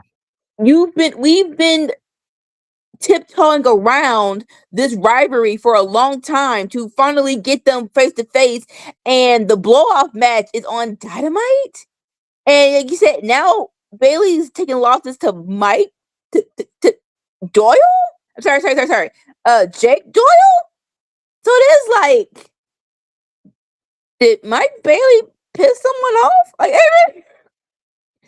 need like listen. The hard questions need to be answered, because okay, fine. Kevin Knight is getting the shine right now. He's in the Don Callis family. He is the champion. But that don't mean you have to just drop the ball on Bailey, though. Like a speedball. There you go. Mike Bailey. That's why I'm like, what? Am I saying it right? I'm answering it right. Yeah. You didn't have to drop the ball this hard on speedball. Like, bruh, we can do something else with speedball. Like, yeah. I Yeah, was very much so confused. I agree. I agree. Just make it make sense, TK. It's time for the main event, which Yes, rounded out it a very solid episode of Collision, I thought. It's a is. Cincinnati street fight. The Death Riders, John Moxley, Marina Shapiro, Pat Claudio Castagnoli, and little Danny Garcia versus Shane Taylor Promotions. Shane Taylor, Lee Moriarty, Trish Adora, Carly Bravo, and Sean Dean. So the infantry, along with the members of the Shane Taylor promotion. This was wild. This is in the hometown of John Moxley, so you knew it was going to be wild. I love Shane Taylor and Shane Taylor Promotions, all those guys. Love seeing them get out from behind the paywall and Yes. get to show what they can do. Did I miss something? Were they calling Trish Adora by a different name? I felt like they were saying a No, different name. I think she was still Trisha Dora. Uh, Correct me if I'm wrong. I still think she was Trisha Dora. but I feel like they referenced her with a different name for some reason, and I was like, "Wait a second, what is that?" But maybe I just wasn't. It is what it is. This was a lot of fun. Unfortunately, well, not unfortunately. I guess it depends on where you sit. For me, a little bit unfortunately, just because I want to see the guys that don't get to shine a lot, don't get on TV a lot, get the big kind of upset win. Moxley gets wins all the time. I mean, the Death Riders are the Death Riders, right? So Moxley getting a win here is extremely predictable, even with all that's going on. And ultimately, Moxley does get the paradigm shift on Shane Taylor for the win and the pin.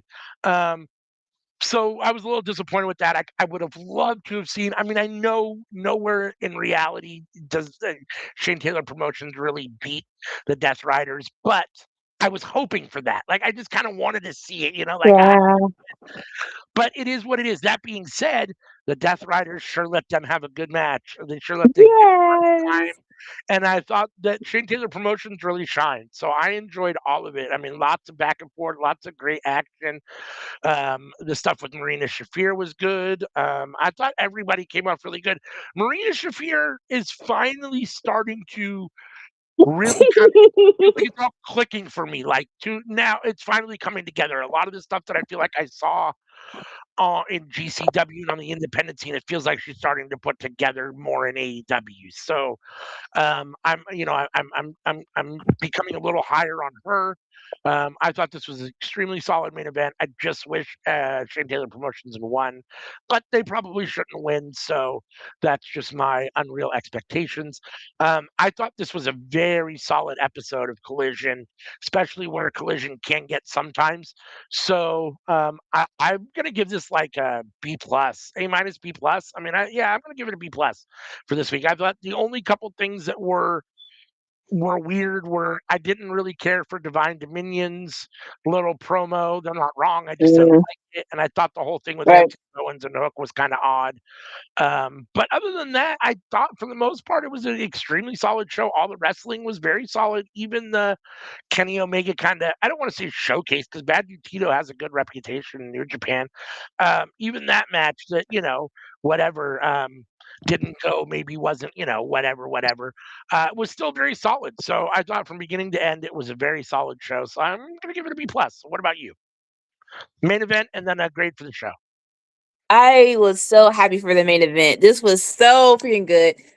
Again, we are in agreement with the Shane Taylor Productions. They are so all the war faction warfares. It really is like, why isn't Shane Taylor Productions in the mix? Because they're so fun. They're so fun. They're so together, and it is like, bruh, at least let them like again. Tag team titles, trios titles, these divisions who need teams to compete. Why are we not seeing more of Shane Taylor Productions in the mix? So I was very happy for this main event and John Moxley and the Death Riders giving them the shine. Yeah, I didn't put money on Shane Taylor Productions winning, but I had a great time with this match. I love the shine Trish Adora had in the match, chopping Claudio and then Marina with her crazy behind, telling Claudio to spin her. I'm like, what the fuck are we doing? And then she gave her two boots to the face.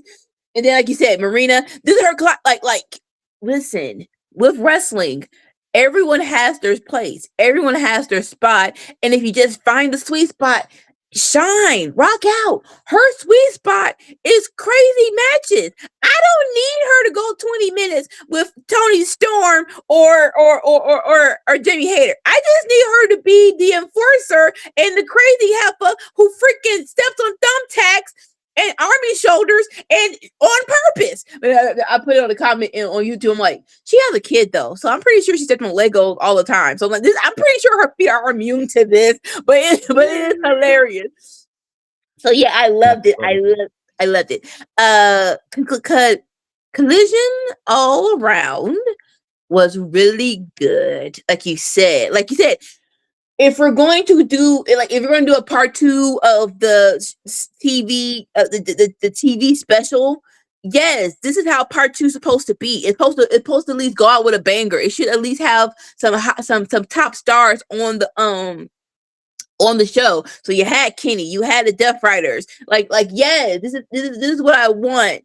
Even if it's on Saturday, try, let me see that you're trying. So yeah, I liked all of this. I'm going to give Collision, because the main event was really tasty, a B minus. I'd say B, a solid B minus, B minus. All right, so I got it a little higher than you. I got a B plus. You got a B minus. That wraps up our Collision review, and we'll move on to Dynamite. And Miss Anika will take over the review helm. Hi, I'm Anika. This is the review of Dynamite from July 17th. Yes. No, definitely have to read it because we missed a couple. So it's like, which one was this? 17th. Life be lifing. Listen, life be lifing. We're here now, and we're having a good time. It's so much fun. All right, yeah. That's So right. July 17th. See right there, June 17th. June 17th is what happened, and it starts off with just in case you missed it, we're definitely going to do MJF versus MJF's team versus Mark Briscoe's team. If Mark Briscoe wins, he gets a title shot. If MJF wins, Kevin Knight gets a title shot, which is like, again, how? But sure, let's have it happen. But so we have MJF in the front, the Don Callis family in the back, and Don and Mark and MJF straight off the bat. He's like, all right, so before we get into the match, let me address some of the people who have been talking about. He's like, look down, this championship right here. Now look up. So he goes to Kevin Knight first. He says, listen, I don't like you, but I respect you that you want to get over on everybody. So just don't get ahead of yourself. But as of right now, we're cool. And then he's like, what is what he said? That even though you're not the best wrestler of all, who might be Kyle Fletcher. And I'm like, we just throwing shade while they're in their faces. But you know what? I don't hate it. And then he goes to Kenny Omega and he's like, Kenny Omega, how many times did I beat you? Twice. How many times did you beat, he asked Don Callis, because yeah, that will never die. How many times did I beat Kenny? Twice. How many times did Kenny beat me? None. So it's like, listen here, bub, you're the odds are not in your favor, wrestling god. And he says, swerve. You keep saying power, power, power. That's all you know. But the real power is right. And he taps the title, and he's like, what you call it? Until you go for the door and beat me, you don't have it, buddy. And he says, and then Hangman. I keep forgetting he's not here.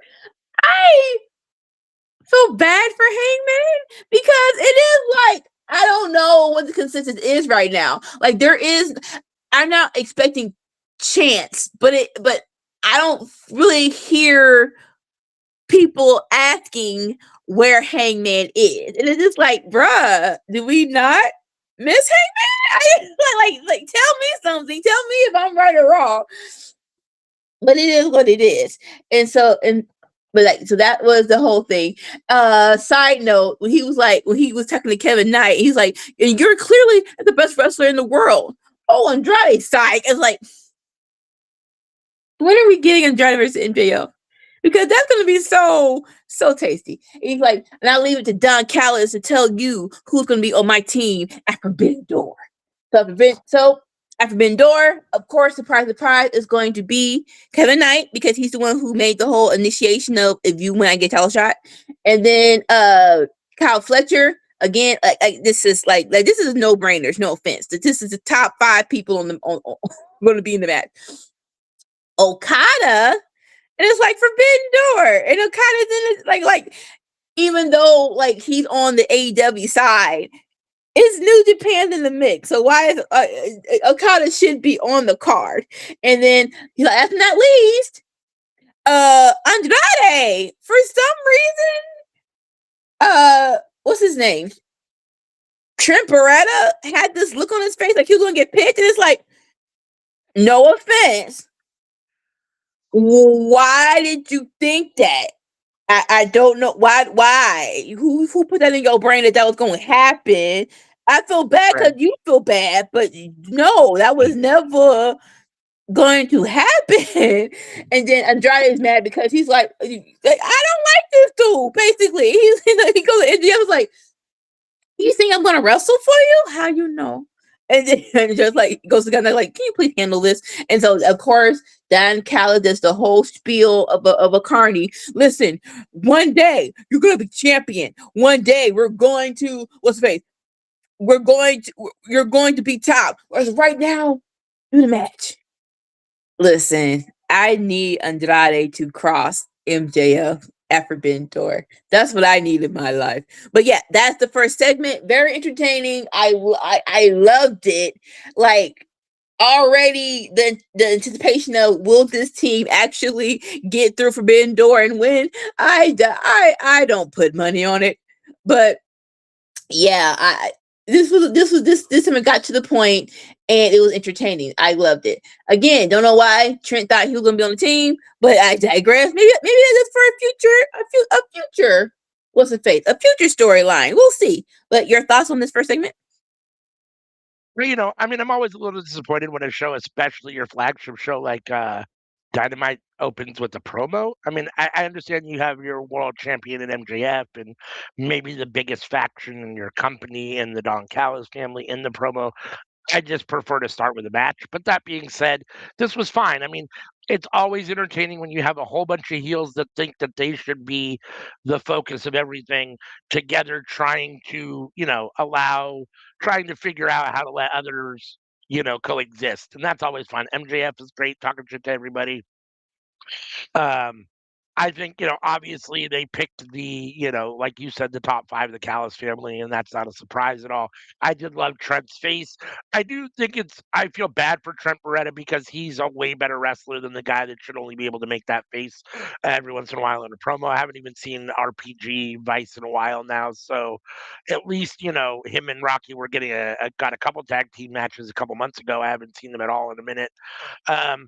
But, Trent is solid and his face work was good, and that was, extremely funny. The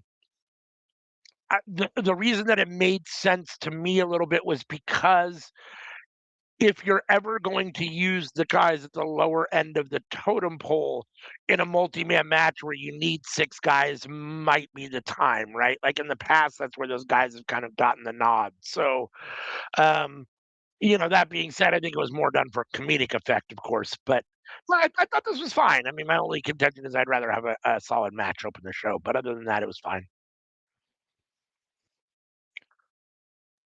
Nope, I totally agree. And thankfully, it wasn't that wasn't that long, so that helped in their favor. So I'll give them that. All right. But now it's time for the opening match. We get a lot of Kenny Omega up in this piece. I hear the battle cry. Listen, the shot profile of Kenny in the I ain't gonna say sweat oil with the fire to the side. It is a pretty good. It's a pretty good shot. It is like as a wrestling fan, I want the I don't want it to be passed on of pyro's not needed, but yes, give me the pyro, give me the fire, give me the effects. I want to be like, oh, there he is. I want that. He goes up against Tony Nese. We haven't seen him in a long time, right? And so, and I guess Tony Nee's been begging for this match. He got it.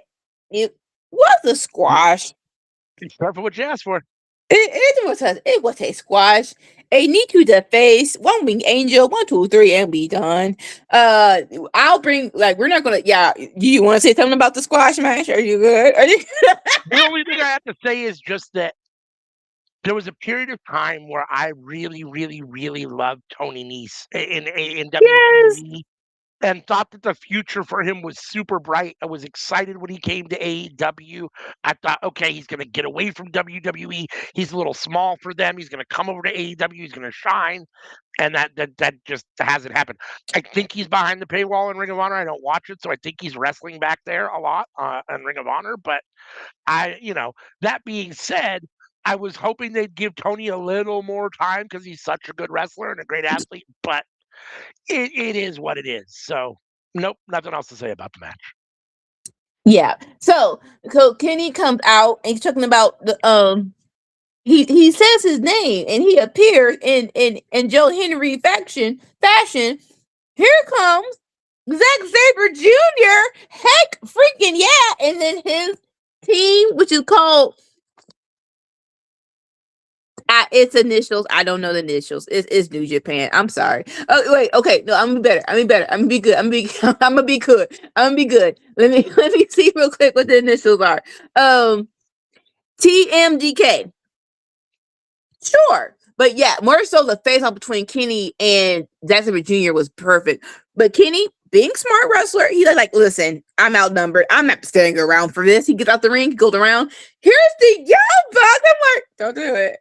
Don't do it. Listen, every time the Elite come together, it's a good old freaking time, and I won't be mad at it. Along with Jack Perry, I know, like, let's call it spade a spade.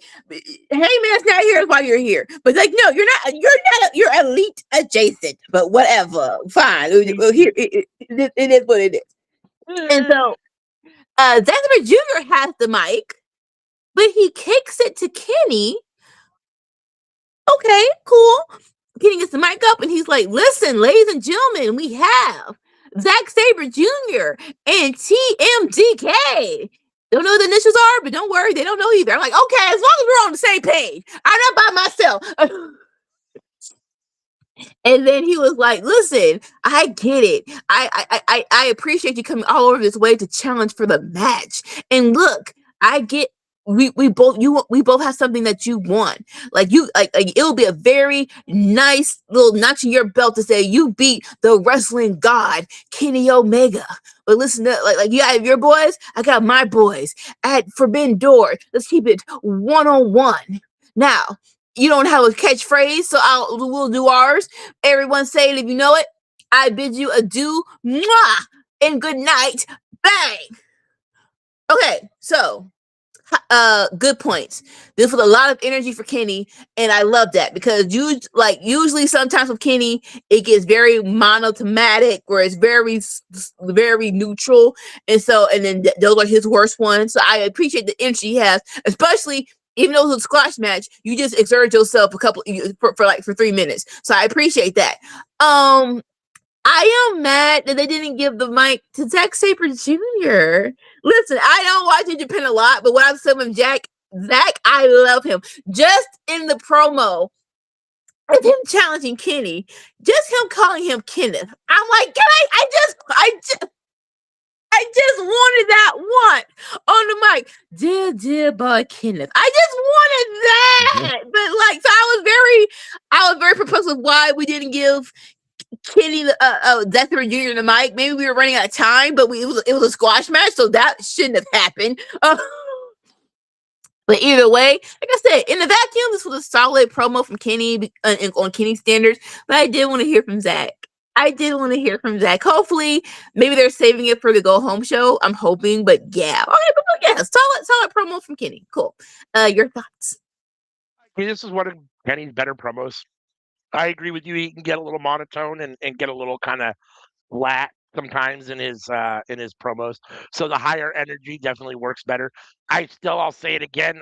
Watching it on Collision, then watching it here again. I like the words that come out at the very end. It just doesn't come out. It feels like it's too many for the little catchphrase at the very end. It doesn't flow perfectly for me. But again, those are little nitpicky things. TMDK, that's one of those names where they're not served by the initials. Like you hear TMDK, you think, what the fuck? The Mighty Don't Kneel is an amazing name. That is the name. That's what TMDK means. The Mighty Don't Kneel, and that's an amazing name. that's a name you could get behind, but like you hear TMDK, you're like, well, what the fuck does that mean? Like, it's just stupid initials. Like, that's one where they would be better off using the name more than the initials, I think, because I think the Mighty Don't Kneel has a great sound to it, whereas TMDK just sounds like some dumb initials. So, that being said, yeah, I was a little disappointed that Zach didn't talk. I would say that even though Zach can be fun to listen to, talking, much like Kenny Omega, probably isn't their strongest suit. For both of these guys, they're much better. They shine way more in the ring than they do on the microphone. That being said, they can both talk okay, and Zach does give a fine promo. I just, so it's kind of fine to me. But yes, I was expecting Zach to talk as well. And I do like it when he calls him Kenneth. I like the kind of the buttoned up, Kenneth. It's just that attitude. The British attitude, that pompous, kind of cocky British attitude. I'm not going to use your American slang. I'm going to use your full name. You know what I mean? Like, that kind of stuff is fun, and as a heel, it comes off great, right? For the heel wrestler, it works very well. So, in that regard, I definitely wanted to hear Zach talk, but I think we'll get him talk. He'll talk before the match, I'm sure. We only got one more week, so it has to be next week. But he's going to have something Right. before the match, I would imagine. So, I thought this was good. I enjoyed this. Oh yeah. All right. Next up, we have a little bit of a what you call it? A replay. Yeah, I'm gonna say replay. A replay of what the Dolls been doing after they attacked Christian and Adam Copeland. They've been picking up some wins. Finally on Collision, but a win's a freaking win. They beat the I would say they claim so bad. They beat the Bang Bang Gang. Okay, cool. But last Saturday they beat the Young Bucks. That is whoa. I was very much so surprised that we didn't do that Forbidden. I thought we were going to do that Forbidden Door. I really thought like, oh, this should be again. I know they're signed to AEW, but as of right now, you don't have that many matches Forbidden Door. So I'm like, oh, that's great. But like, oh no, we're not doing it at Forbidden Door or any pay per view with Young Bucks. Okay, if that's your decision, it really like if that's what you want to do, then fine. But and then of course we're gonna get the dogs. We're gonna get the dogs tonight, and then so on and so forth. And then we go next little replay, but then we go to a match. Yes, we have the Death Riders versus Bandito and Brody King, and it's like, well, okay, sure. And commentator said that this was set up after they won at Collision. The Death Riders called some people. They're like, "Hey, whoever wants to come get it." And Bandito and Brody King said, let it be us." So it's going to be John Moxley and Daniel Garcia versus Bandito and Brody King. Okay, it's like you can't always get packed. I understand, and I'm trying to think. Yeah, it's been a while since Daniel Garcia got a match. So okay, cool. Give the man some shine. Cool. So match starts with Bandito versus Daniel Garcia, and I love this. Listen, whether you like him or hate him, Daniel Garcia is a great technical wrestler. So the whole trying to one up each other with him and Bandito, I love this. Like, yes, this is your sweet spot. Stay right here, and you'll be fine. But of course, Bandito is probably the best top 10 wrestler of all of right now. All time is to be determined, but yeah, probably arguably. Well, depending on who you ask.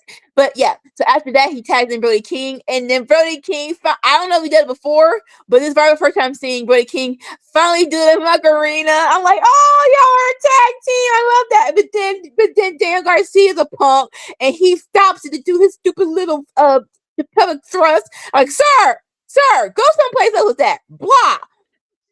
But then Dan Garcia tags in Moxley, and just a hoss fight of Moxley versus Brody King was beautiful. Not sure why. Oh no. And then at the end, so Brody King goes outside, and then he barks. He barks at Marina. Marina barks back. I'm like, listen, sir, I have everyone to get into the face of. that person's crazy. That woman is back crack crazy. I am just saying. But I do, but I love that. I love that little interaction. Listen, that's how Willow got the bark, and I'm still waiting on Willow and Brody King, mismatch. But moving forward, and then at the end, it gets crazy. Where like basically, let's just go suicide dive. So Broxley does suicide dive. Big Deal goes over the top. For some reason, Marina is in there. I'm like, hold up, this woman get kind of, I'll say, clunky, because in this match, again, sometimes you don't need a good guy and a bad guy, but it is like, but I was enjoying this being a straight up match. So Marina interfering was just like, huh? Why? Like what are we doing? But suffice it to say, and surprisingly, Brody King and Bandito gets the win. I ain't mad at you. I am very much so surprised. And after Brody King lost at pay-per-view, and even Bandito, it was like, are we going to leave these guys hanging? I am very happy that we're not. We're actually still giving them wins, which is perfectly fine on my part. So I loved everything about this match. This was so much freaking fun. Your thoughts? No, I mean, I enjoyed this. I mean, I thought this was a very solid match. I was very surprised, even though, it's Daniel Garcia, it is John Moxley, that Brodito got the win. I mean, they were tag team champions, so, I mean, it's not out of the realm of possibility, but John taking a loss is always interesting to me, especially when he's the one that takes the pin. It's great for Brodito. It's great for Brody King. Um, the 21 plex finally looked like it should look.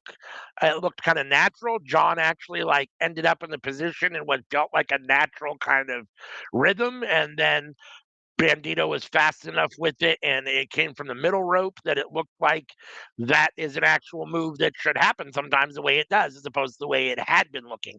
And some of that is probably because his shoulder, I think, is a little bit better, and so he's able to execute the move better. But I just thought that John is a consummate professional, right? So he gets in the right position the right way and makes it look as good as he can, right? So. Yeah, I mean, this is great for Brodito. I thought this match made them look really good. I don't know what that means for Brodito. Like, I don't know if they're coming back as a tag team after kind of being apart for a minute after being champions. I'm not sure, or if this is just another kind of one-off and they'll come together periodically to have a tag team match. So I don't know what this means long-term for either of these, but them getting a win is great, and I thought the match itself was a lot of fun. So yeah, the dancing with Daniel Garcia is fun. Um, the stuff with Marina Shafir, love seeing Marina Shafir get the suplex.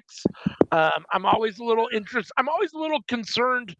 AEW doesn't really do intergender. They don't necessarily not do, but they don't really do it like traditional for other companies that do intergender. And so when she was in the ring, and I wasn't sure if they were going to actually let that spot occur like that, and then they did it. I was like, good for them, because she deserves it. Like, you get to the point where, yeah, Marina needs to get beat up a little bit, right? And so that was great. So I enjoyed that. I thought the match itself was a lot of fun. And even though I'm a little surprised, good for Brodito getting the win. Real quick, Ariel says the Death Riders got more creative freedom than anybody, even the EVPs. I mean, I'm not sure how that works backstage, but it sure seems like John Moxley has a lot of say in what's going on, and as well, I mean, if you're Tony Khan and you're trying to create the best show you can, I mean, you would be picking the ears of people and the brains of people that are around you that have been doing it for a long time, and Moxley's one of those guys, and it wouldn't surprise me if he has a lot of say in what's going on creatively. So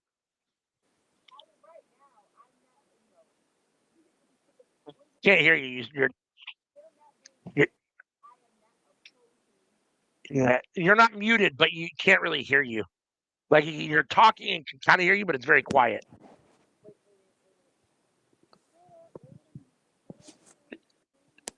The volume is very low. Now I think it's even lower.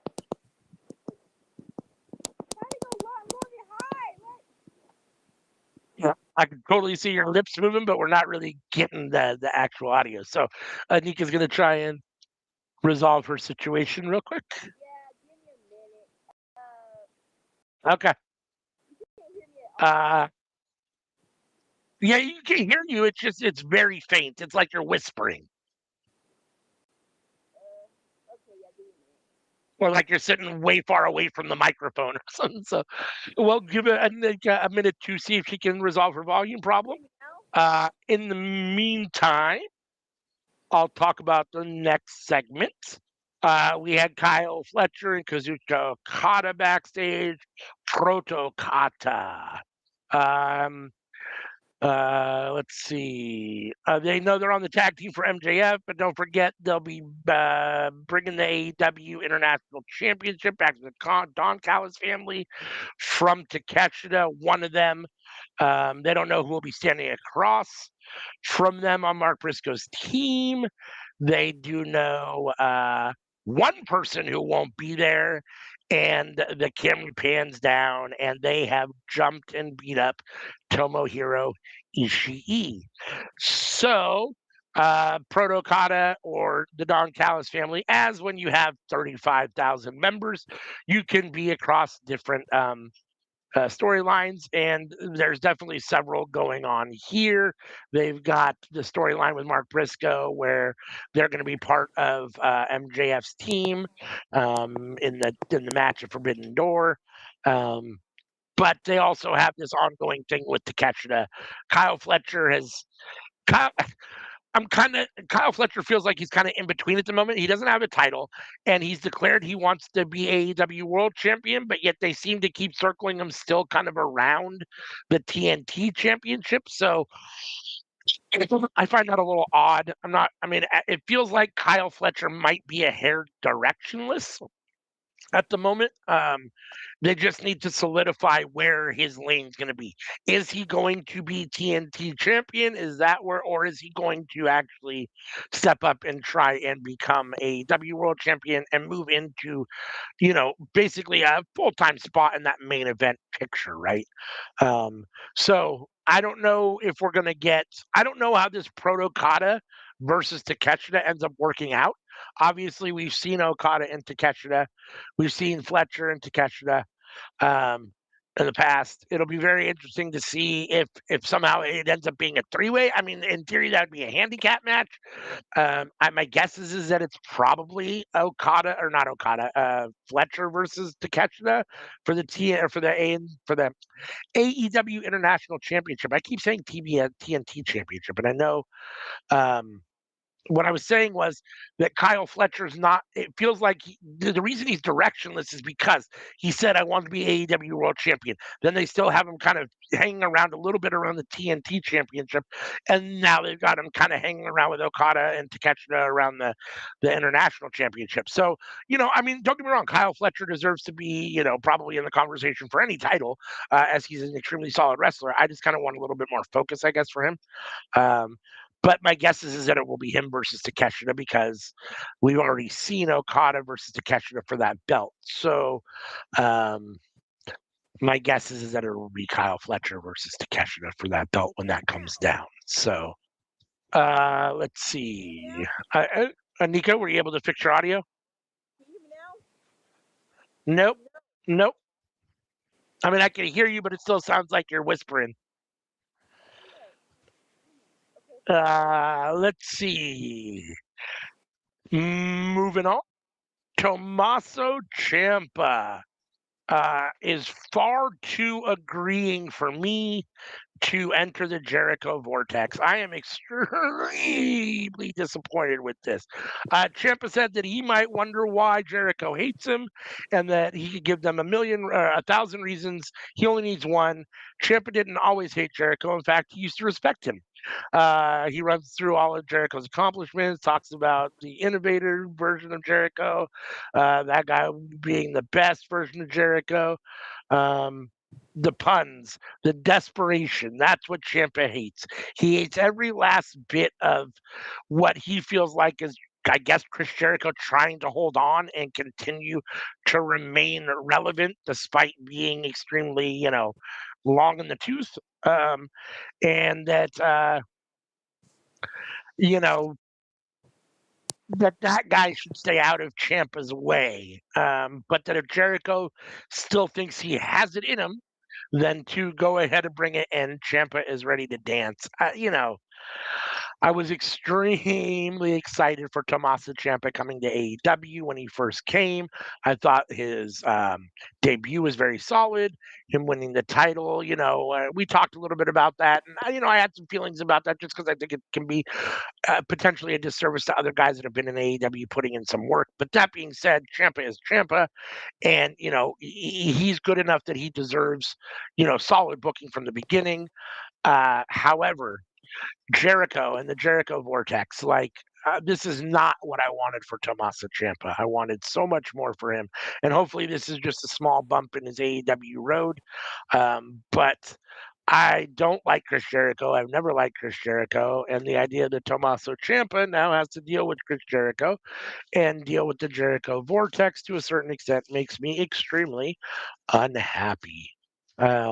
So, how about now? Any luck yet?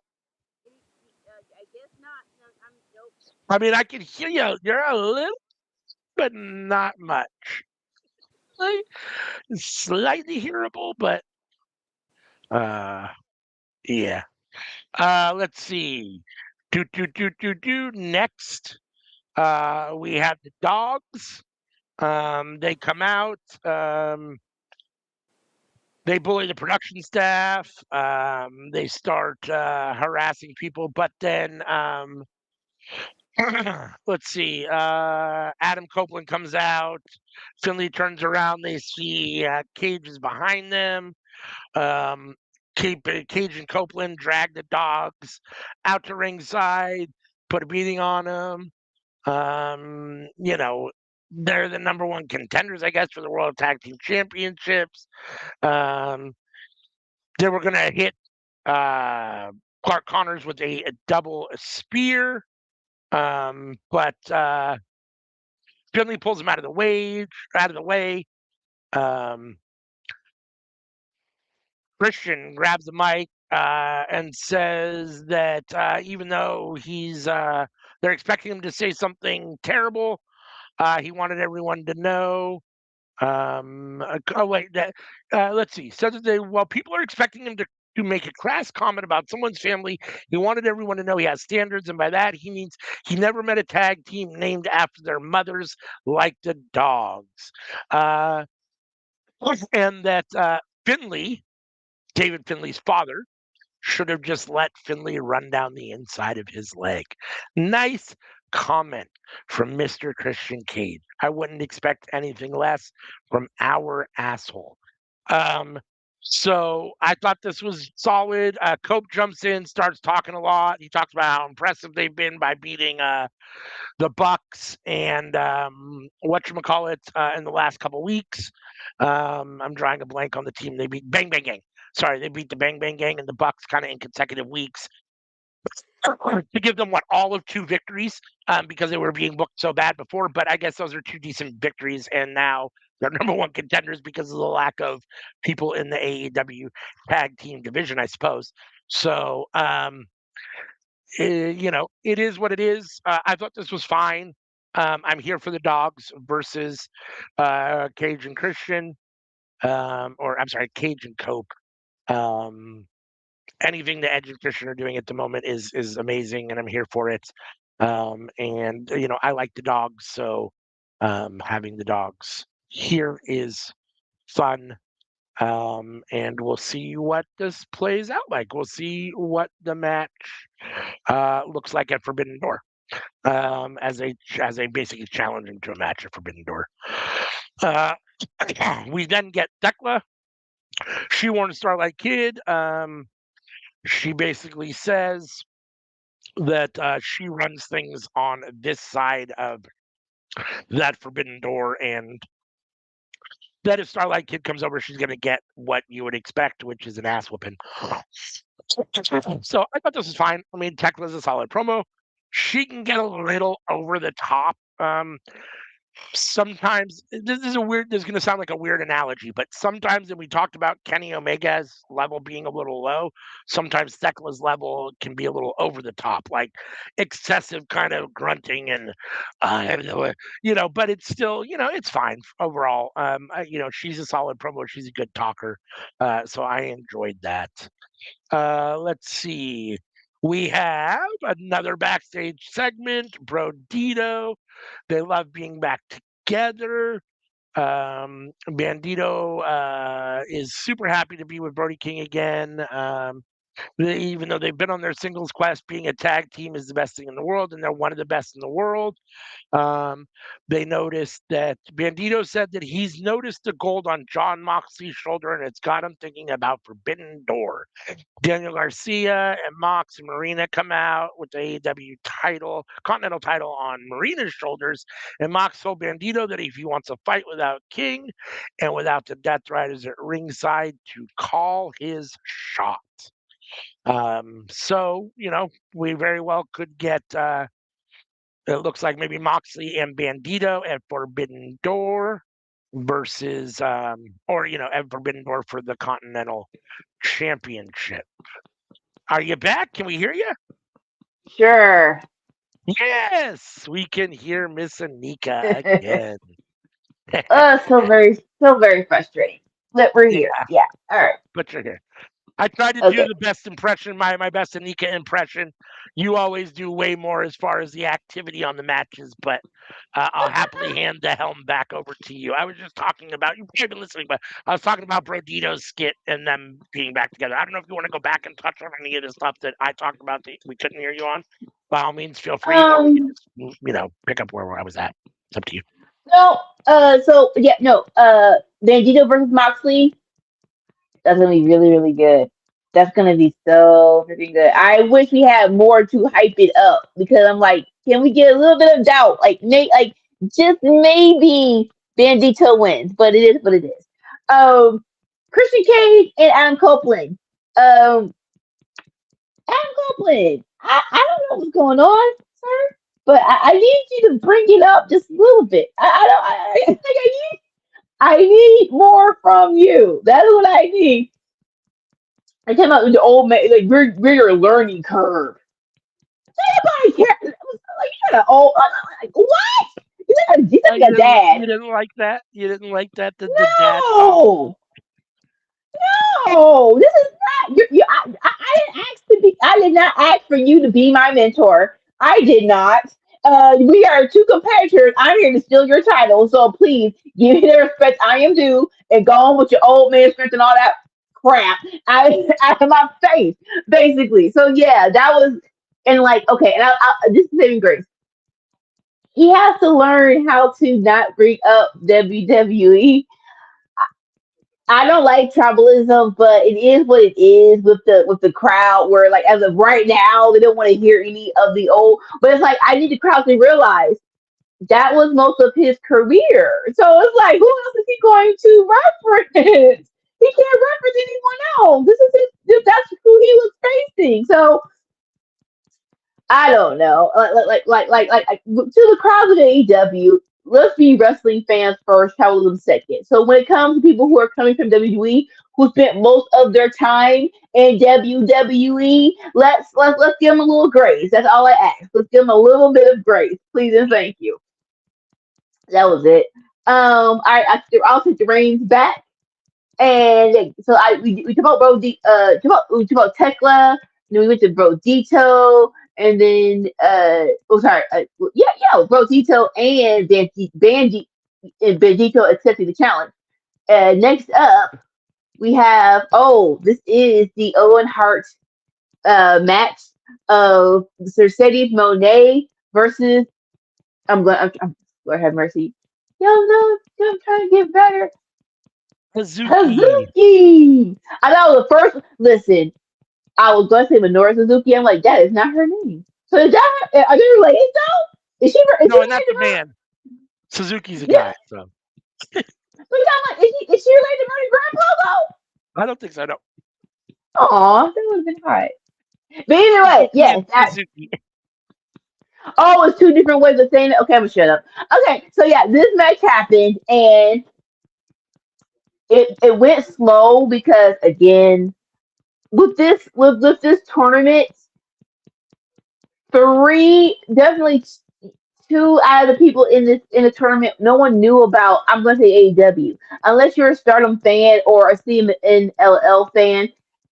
I really wish they would have done video packages of the girls. Y'all know, it's like this is one of my issues with AEW, where it's like, oh, they don't know that they're bad. No, give the people a presentation. At least give a video package of who these people are that you're bringing in from different companies. So besides, so like I'm going to yeah.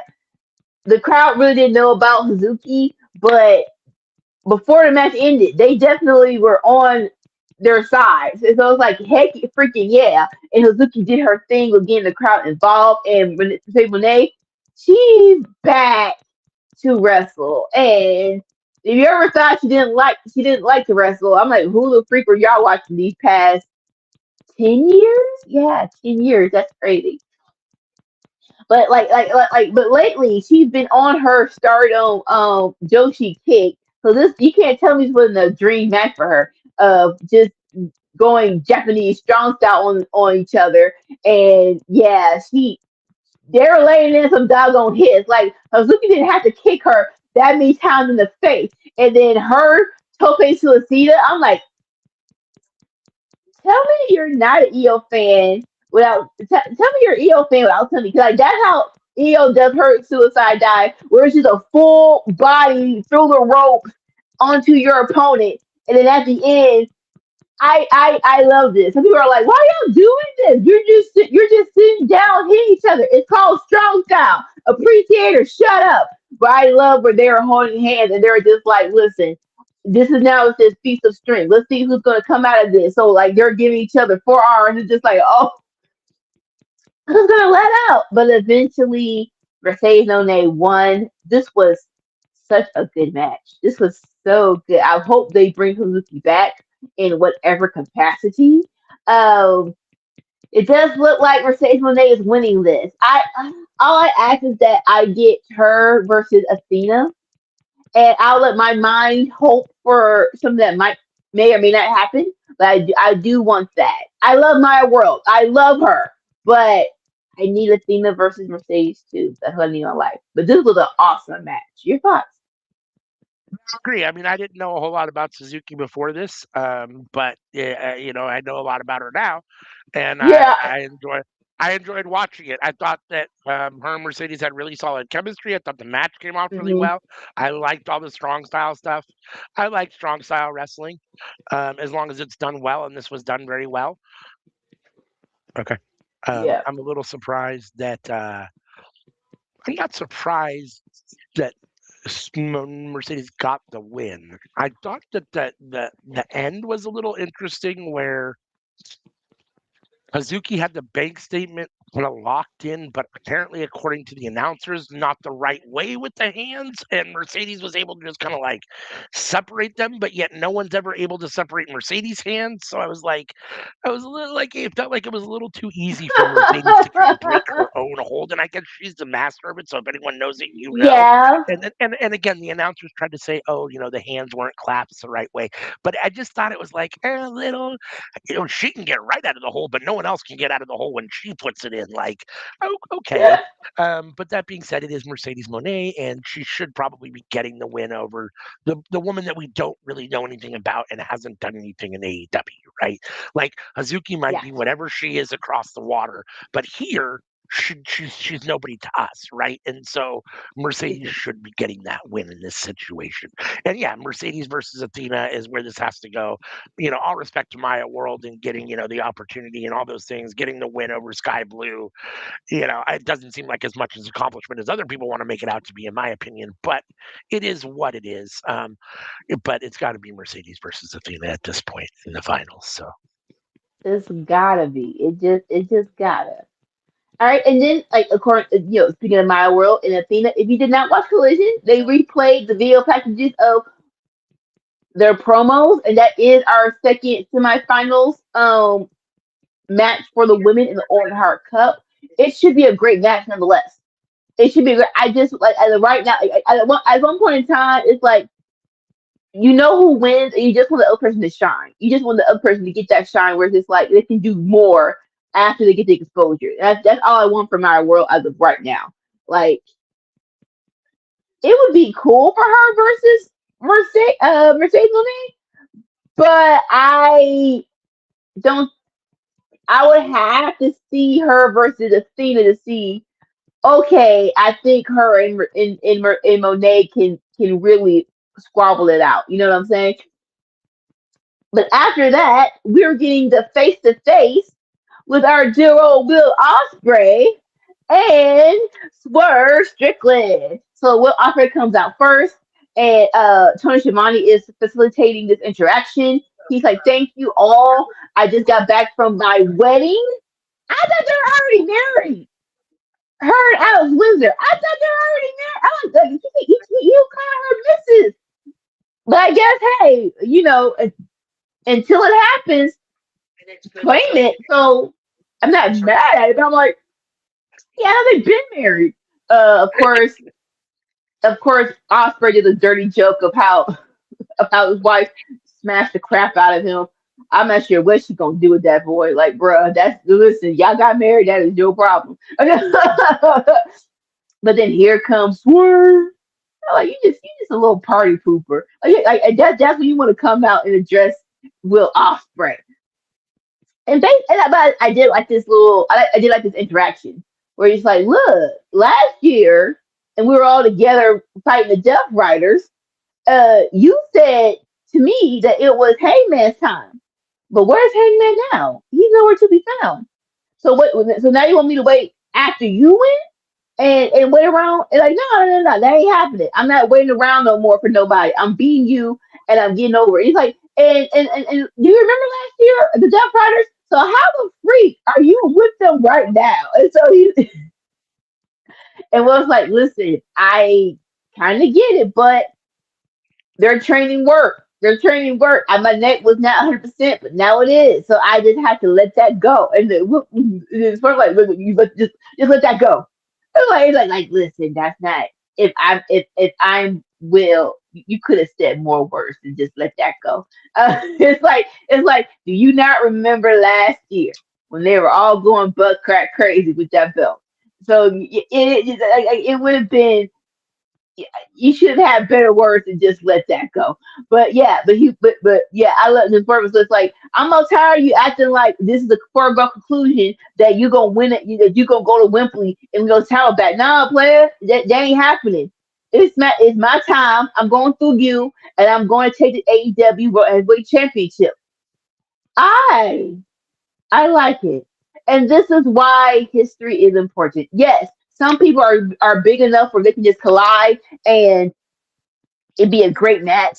But this is how you hype up a match. This is where it's like, okay, the emotion is behind it. And I really want you to punch this person in the face. And so and this promo did that. Yeah, yeah, and so and then that's how it ended. Where Swerve was like, "I'm going to prove once and for all that I am better than you." Well, stop. This was Swerve was like that I'm better than you, Will, because right now you're fragile. And it's like yeah, I'm like, ow, and then that just broke something in Will and Oscar. They're like, wow, well, hold up, pump your brakes.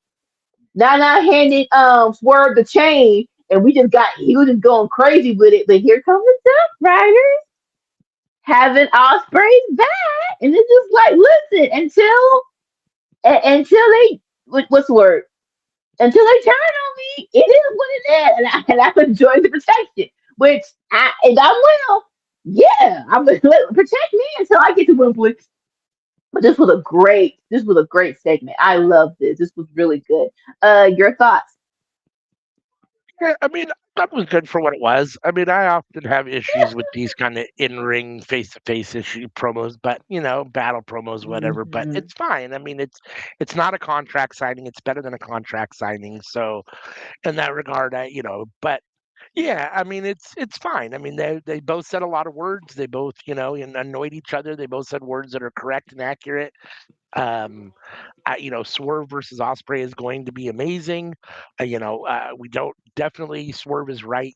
He's been around long enough and he's earned the spot to not take second fiddle to anybody, and that he has every right to be AEW World Champion, and that he's the top of the pile, and that it's time to get back there. And I love the implication from Osprey that his neck wouldn't have healed without the Death Riders. Like, yeah, I mean, I was up in the Death Riders, and now I'm all good. Well, it would have healed anyhow. Like, you could have trained and healed anyhow. Like, there's nothing the Death Riders did specifically that helped your neck heal. I don't care what you say. Like, You need to so in go that faster regard, though. so in that regard, it's fine. I guess it is what it is. But I mean, it's fine overall. I mean, it did its job to a certain extent. I mean, from my perspective, I can't get any hyper for the match. It's Swerve versus Osprey. What more do you need? Yeah.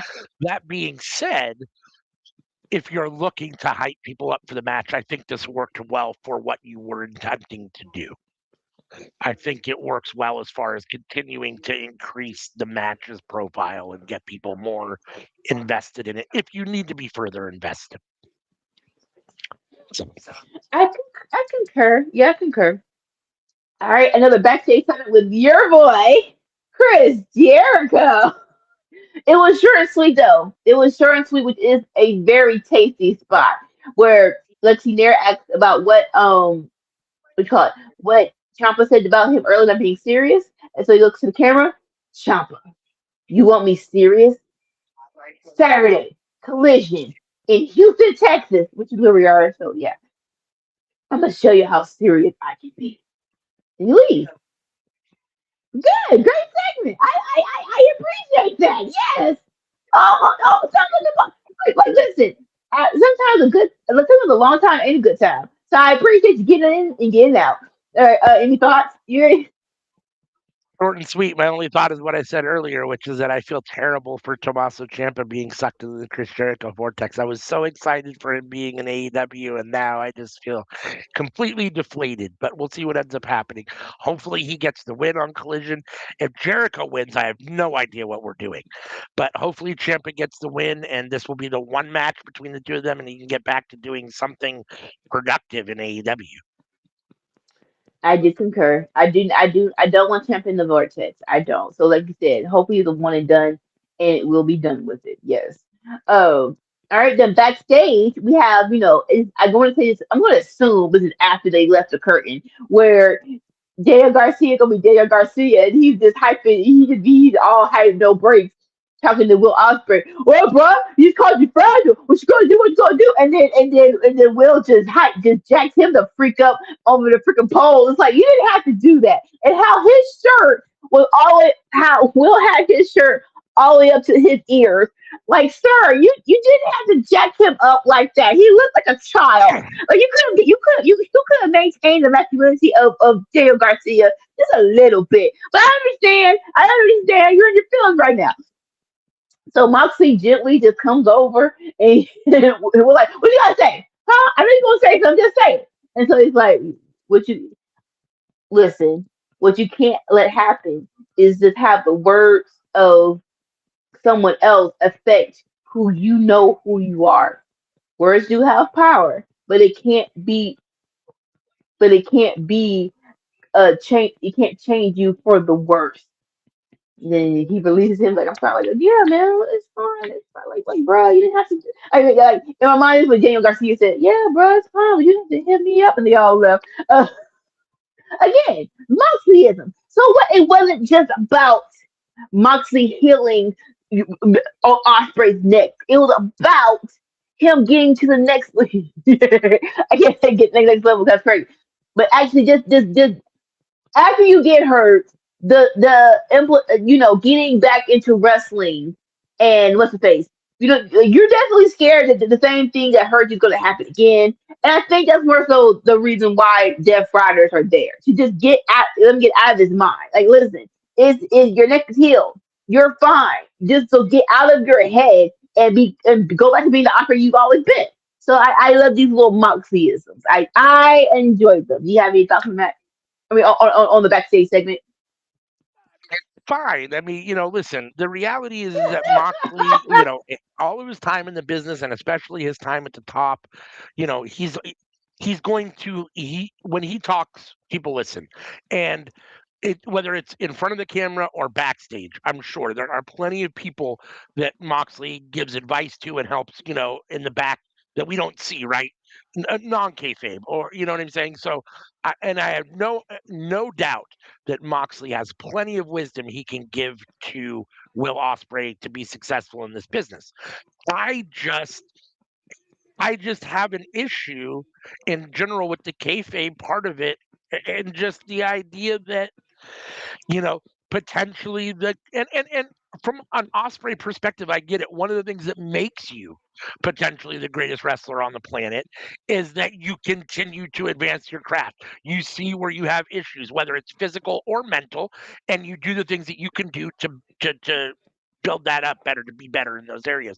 And if one of those is mental and Moxley can help you, that makes some sense. I just personally, much like Swerve said, feel it's very weird storyline and story writing to have Offspray with the Death Riders. I'm just not. I don't necessarily. I think the vignettes have come off fine, and I think their interaction has been fine. It's a very interesting line for the story, and I just am not sure that I'm all in for it. I mean, I just don't know. I mean, if at some point there becomes like this kind of slight turn where Osprey, my hope was that Osprey was kind of trying to infiltrate from the inside and was going to try to fuck him up from the inside. You know what I mean? And that hasn't happened Yeah. yet. So if at some point maybe that turns and we get that, then that would make it better for me. I don't think that's going to happen. I think that boat's probably sailed. I think this is what we're going to get. And it's just going to run its course, whatever that looks like. And ultimately, I guess that's fine. I just not sure I feel it's necessary. I'd much rather see Moxley versus Osprey than Moxley and Osprey. That's just my personal opinion. I don't hate it. And I do like no matter how we get there, I do think we're going to get there eventually. Where I think like one of the another scenario besides, uh Osprey trying to get from trying to infiltrate from inside could be a whole Mr. Miyagi to become a master thing, or maybe they're finally like, hey, your final test before you go to Wembley, you have to beat me,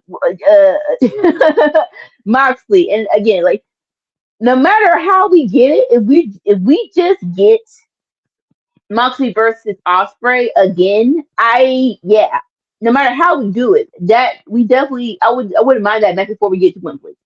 I wouldn't mind that at all. All right. Oh yeah, Agreed. I'm in charge. Sorry. All right. So next is time for the main event. And so, beginning of the show, we know who MJF tag team partners are for the match. He comes out by himself. I love his jacket. It says Big Hebrew in the back. It's like, it should, no even better, Big Hebrew energy. That'll be much better. Like a Big Hebrew. I'm like, yeah, I can't hate. I can't hate you for that. And then of course Don Callis comes all joined together afterwards. I'm like, I don't want it to be a WWE situation where we everyone has interests, but it is like all these people are important though. I was like maybe it's a little mini and like at least hit each other's music before just all coming out together. That's just me. But then so everybody's in the ring and it's finally time to tell MJF who is teaming with Mark Briscoe, and Mark Briscoe's on 10. So all of these um introductions are awesome. Of course, we need some conglomeration up in this piece. So it's going to be or OC. It's going to be Cal O'Reilly. But then he's a part. I love that. I love when he announces the other people that go to and then Roger Strong and announces the other people in the match. Get the reactions from the ring. So the other people is of course Takeshita, and so then you see Okada and Fletcher just burning a hole, and it's like they're just seething at it. It's like yeah, it's like you. I'm sorry, you thought he has a backpack. So you didn't think he was like I didn't get a backpack. You are a conglomerator. You are part of the conglomeration. So I'm very surprised you thought he would not be in the match to catch the. And then it went up five freaking notches where he introduces Darby Allen, and they both go back crack crazy. And then again go back to the ring, and this is when Kevin Knight is going crazy. Like, oh crap, this dude again because last week uh, Darby Allen attacked Kevin Knight, which I love. So, but yeah, Darby's rarely on 10 when not in the ring. So him and Mark Briscoe together, it's like, no, no, it's almost worse. It's almost as worse as him and Ciampa together. It's like, no, no, I need y'all to separate these two. Somebody's going to get burnt. Somebody's going to get hurt. So so please, so I need someone to be the adults and separate the kids. But yeah, after he says Darby's like, we're gonna go left or right, and all go with me, go for the championship. Like I don't think Darby and Mark Briscoe. Some combinations is like, can y'all please get the medic and please like just make sure everybody like, cause they both stupid. They both stupid. And some people don't need to be together. Mark Briscoe and Darby Allen are those two people. So the matches, so they come down, conglomeration, and it doesn't break out into a full on fight, which I appreciate because matches, my matches. Uh, OC and Andrade start, and Andrade does the whole removal of the pants bit one more time because it last week it was him versus OC, and that was very much so entertaining. That was so. If you didn't see OC versus Andrade last week, please go back and watch it because it was so stupid in the best way. It was good wrestling with the comedy, and it's very hard to do. So I would appreciate that. But then, we call it, uh, Andrade got to jump off, but then his dumb behind tried to do the picture thing again. But you're in a match with Mark Briscoe. What does that mean? You're going to get punched. You're going to get kicked in the face. Point blank, freaking period. So like no, this with multi-man matches, AEW does a great job. Listen, I'm not gonna say they're the GOAT, but it's been a minute. It's like I this thought when this stuck in my head because it wasn't like WWE did not do multi-man matches well. They just stopped for some reason. Like on Instagram, they keep showing SmackDown talking about the best ending ever, where basically everybody just came out and did their finisher, and that was like Stone it started off with Stone Cold and Kurt Angle versus The Rock. But then somehow Big Show comes in, and then Tier comes in, and then for some reason Shane is in there, and then it ends off with, and then somehow goes talk about like so like WWE used to do multi-man matches very well. It was like, why did y'all stop? Who said to stop doing that? Listen, y'all are on a different state, but I'm like, y'all might need to just rethink y'all situation one more time because y'all were doing them too. Y'all just stopped. But no. So like rest of the matches. Rest of the matches, much so like I said, much so entertaining. And then but crazy enough, the heels get the win. It's like what? And we call it a fight ensues, but the heels stand tall. And so it really was like, huh. We're going to so we're a week and some change out.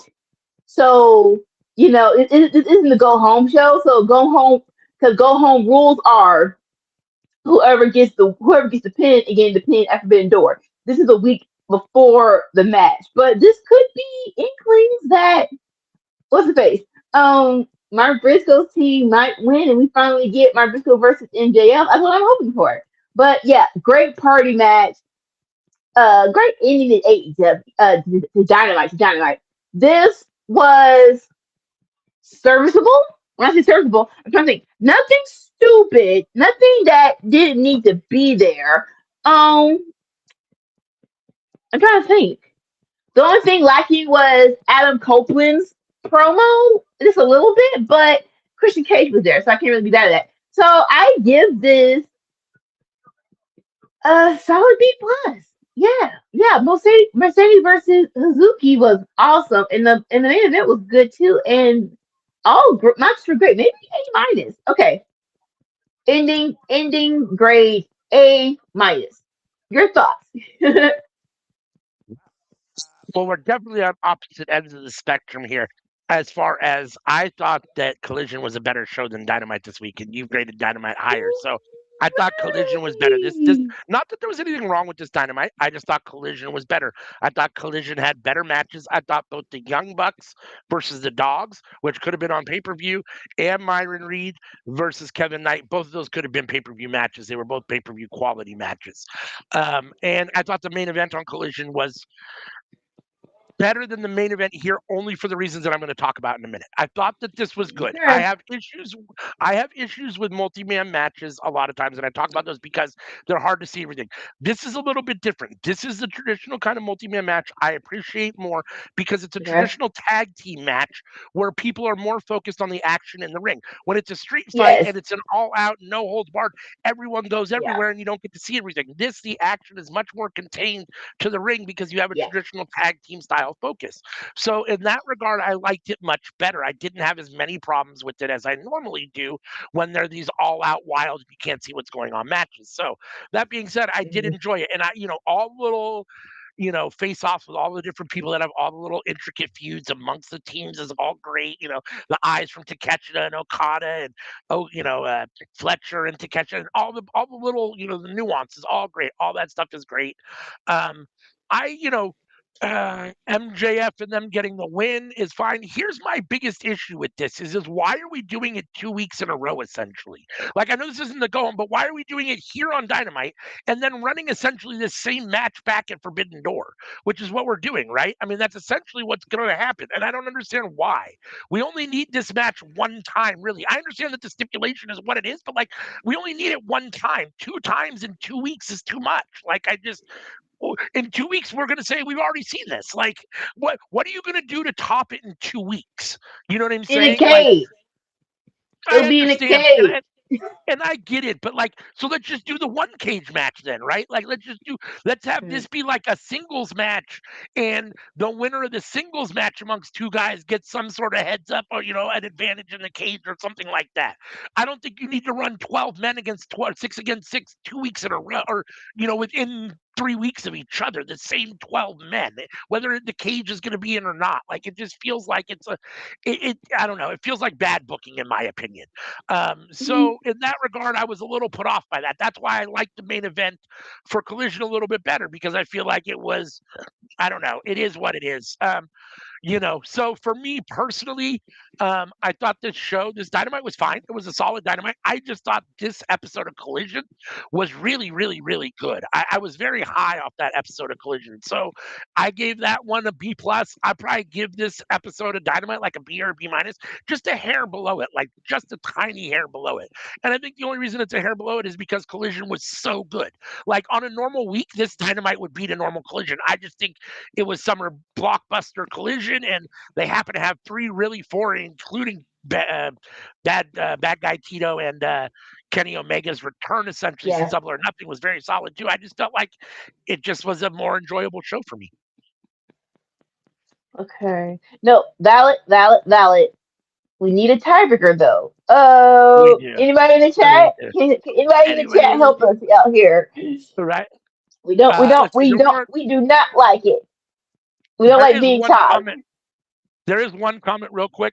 Ariel, at one point we were talking, was asking about Willow being there, and I know, yeah, Willow's out and injured, so Yeah. she is not around at the moment. And I'm assuming because she had to vacate the title, that would imply that she might be out for a minute. Because normally Yeah. Tony, if it's only a couple weeks or a month, might be the type to let her do some promos and just kind of hang on for a minute, and not have a match. But it seems like when he has someone vacate a title, it's because they're going to be gone for a minute. And so, unfortunately, I have a And feeling that Willow's going to be out for a minute, maybe. it's also the show is the shoulder, is the shoulder collarbone area. When it's that area, is surviving to say it could be a couple of months, could be a whole freaking year, which is so, it sucks so bad. Yeah. Yeah. All right. Well, we'll give these guys a couple minutes. If there's anybody in the chat, chime in, tell us who you think Anybody won. In else? the meantime, I'll do some cleanup or some bookkeeping, whatever you want to call it, and then we'll check back to see if we have um, a response before we Yes. get out of here. Join us every Tuesday for the cookout. 7:30 p.m. Pacific, 10:30 p.m. Eastern on Tuesday nights, where we all come together and talk about what's cooking up in the world of professional wrestling. I believe this Tuesday, Anika has a game that we might be playing. So come over and join us for that. We do all sorts of stuff. We talk wrestling. If we have interviews with anybody, they'll be on the cookout. If we play games, they're always on the cookout, those kind of things. So come over and check that out every Tuesday, 7:30 p.m. Pacific, 10:30 Eastern. Friday night fights. Anika and sometimes Sammy Joe. Anika always watches a SmackDown, and it's SmackDown Live starting at 5 p.m. Pacific, 8 p.m. Eastern, in real time, giving you her real time review and opinions and reactions to the show. So make sure and join Anika every Friday night for that. You're with us here now, as usual, on Saturday mornings for the Winner's Circle, 7 a.m. Pacific, 10 a.m. Eastern, where myself and Anika review AEW Collision and AEW Dynamite, grade each show, and declare a winner for that week. We are still waiting for someone to chime in the chat and break our tie this week. This week, Anika has Dynamite over Collision, and I have it the other way. So we're waiting for a tiebreaker. This is why, as a general rule, Sammy Joe, we need a third person on this show.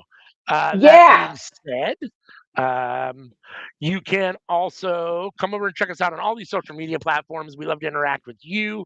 If you scan this QR code, that little QR code, that horsey will take you to Linktree. You can do all of our social media from one location, or you can just come check us out on any of these platforms.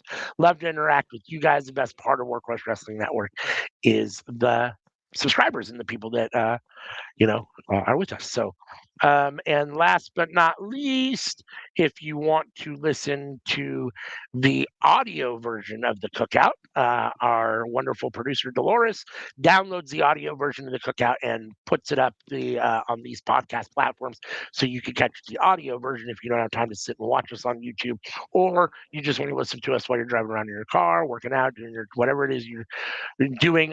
You can hear our golden vocal cords.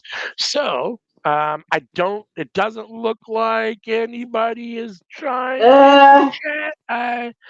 We could So flip a coin. We could declare the no, no.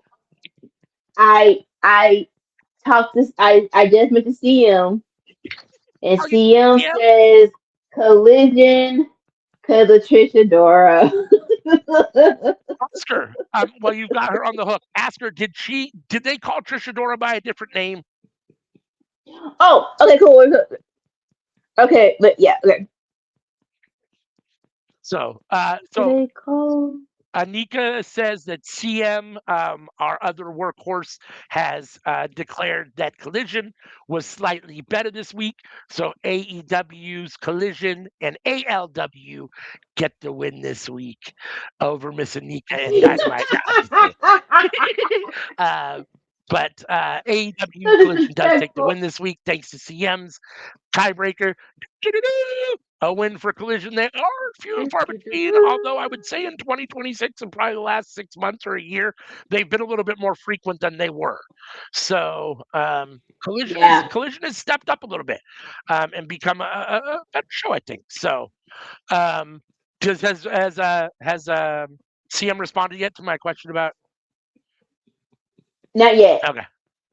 Not yet. Oh Okay. no, no, no. Oh, she did. They called. She was called Afro Punk. No, I thought it was something else that began with like a C or a T or something. It sounded like a weird name. I don't remember what it was. Now I'm drawing a blank, but I swear they called her something else. But maybe I was just tripping. Who knows what it was? You never know.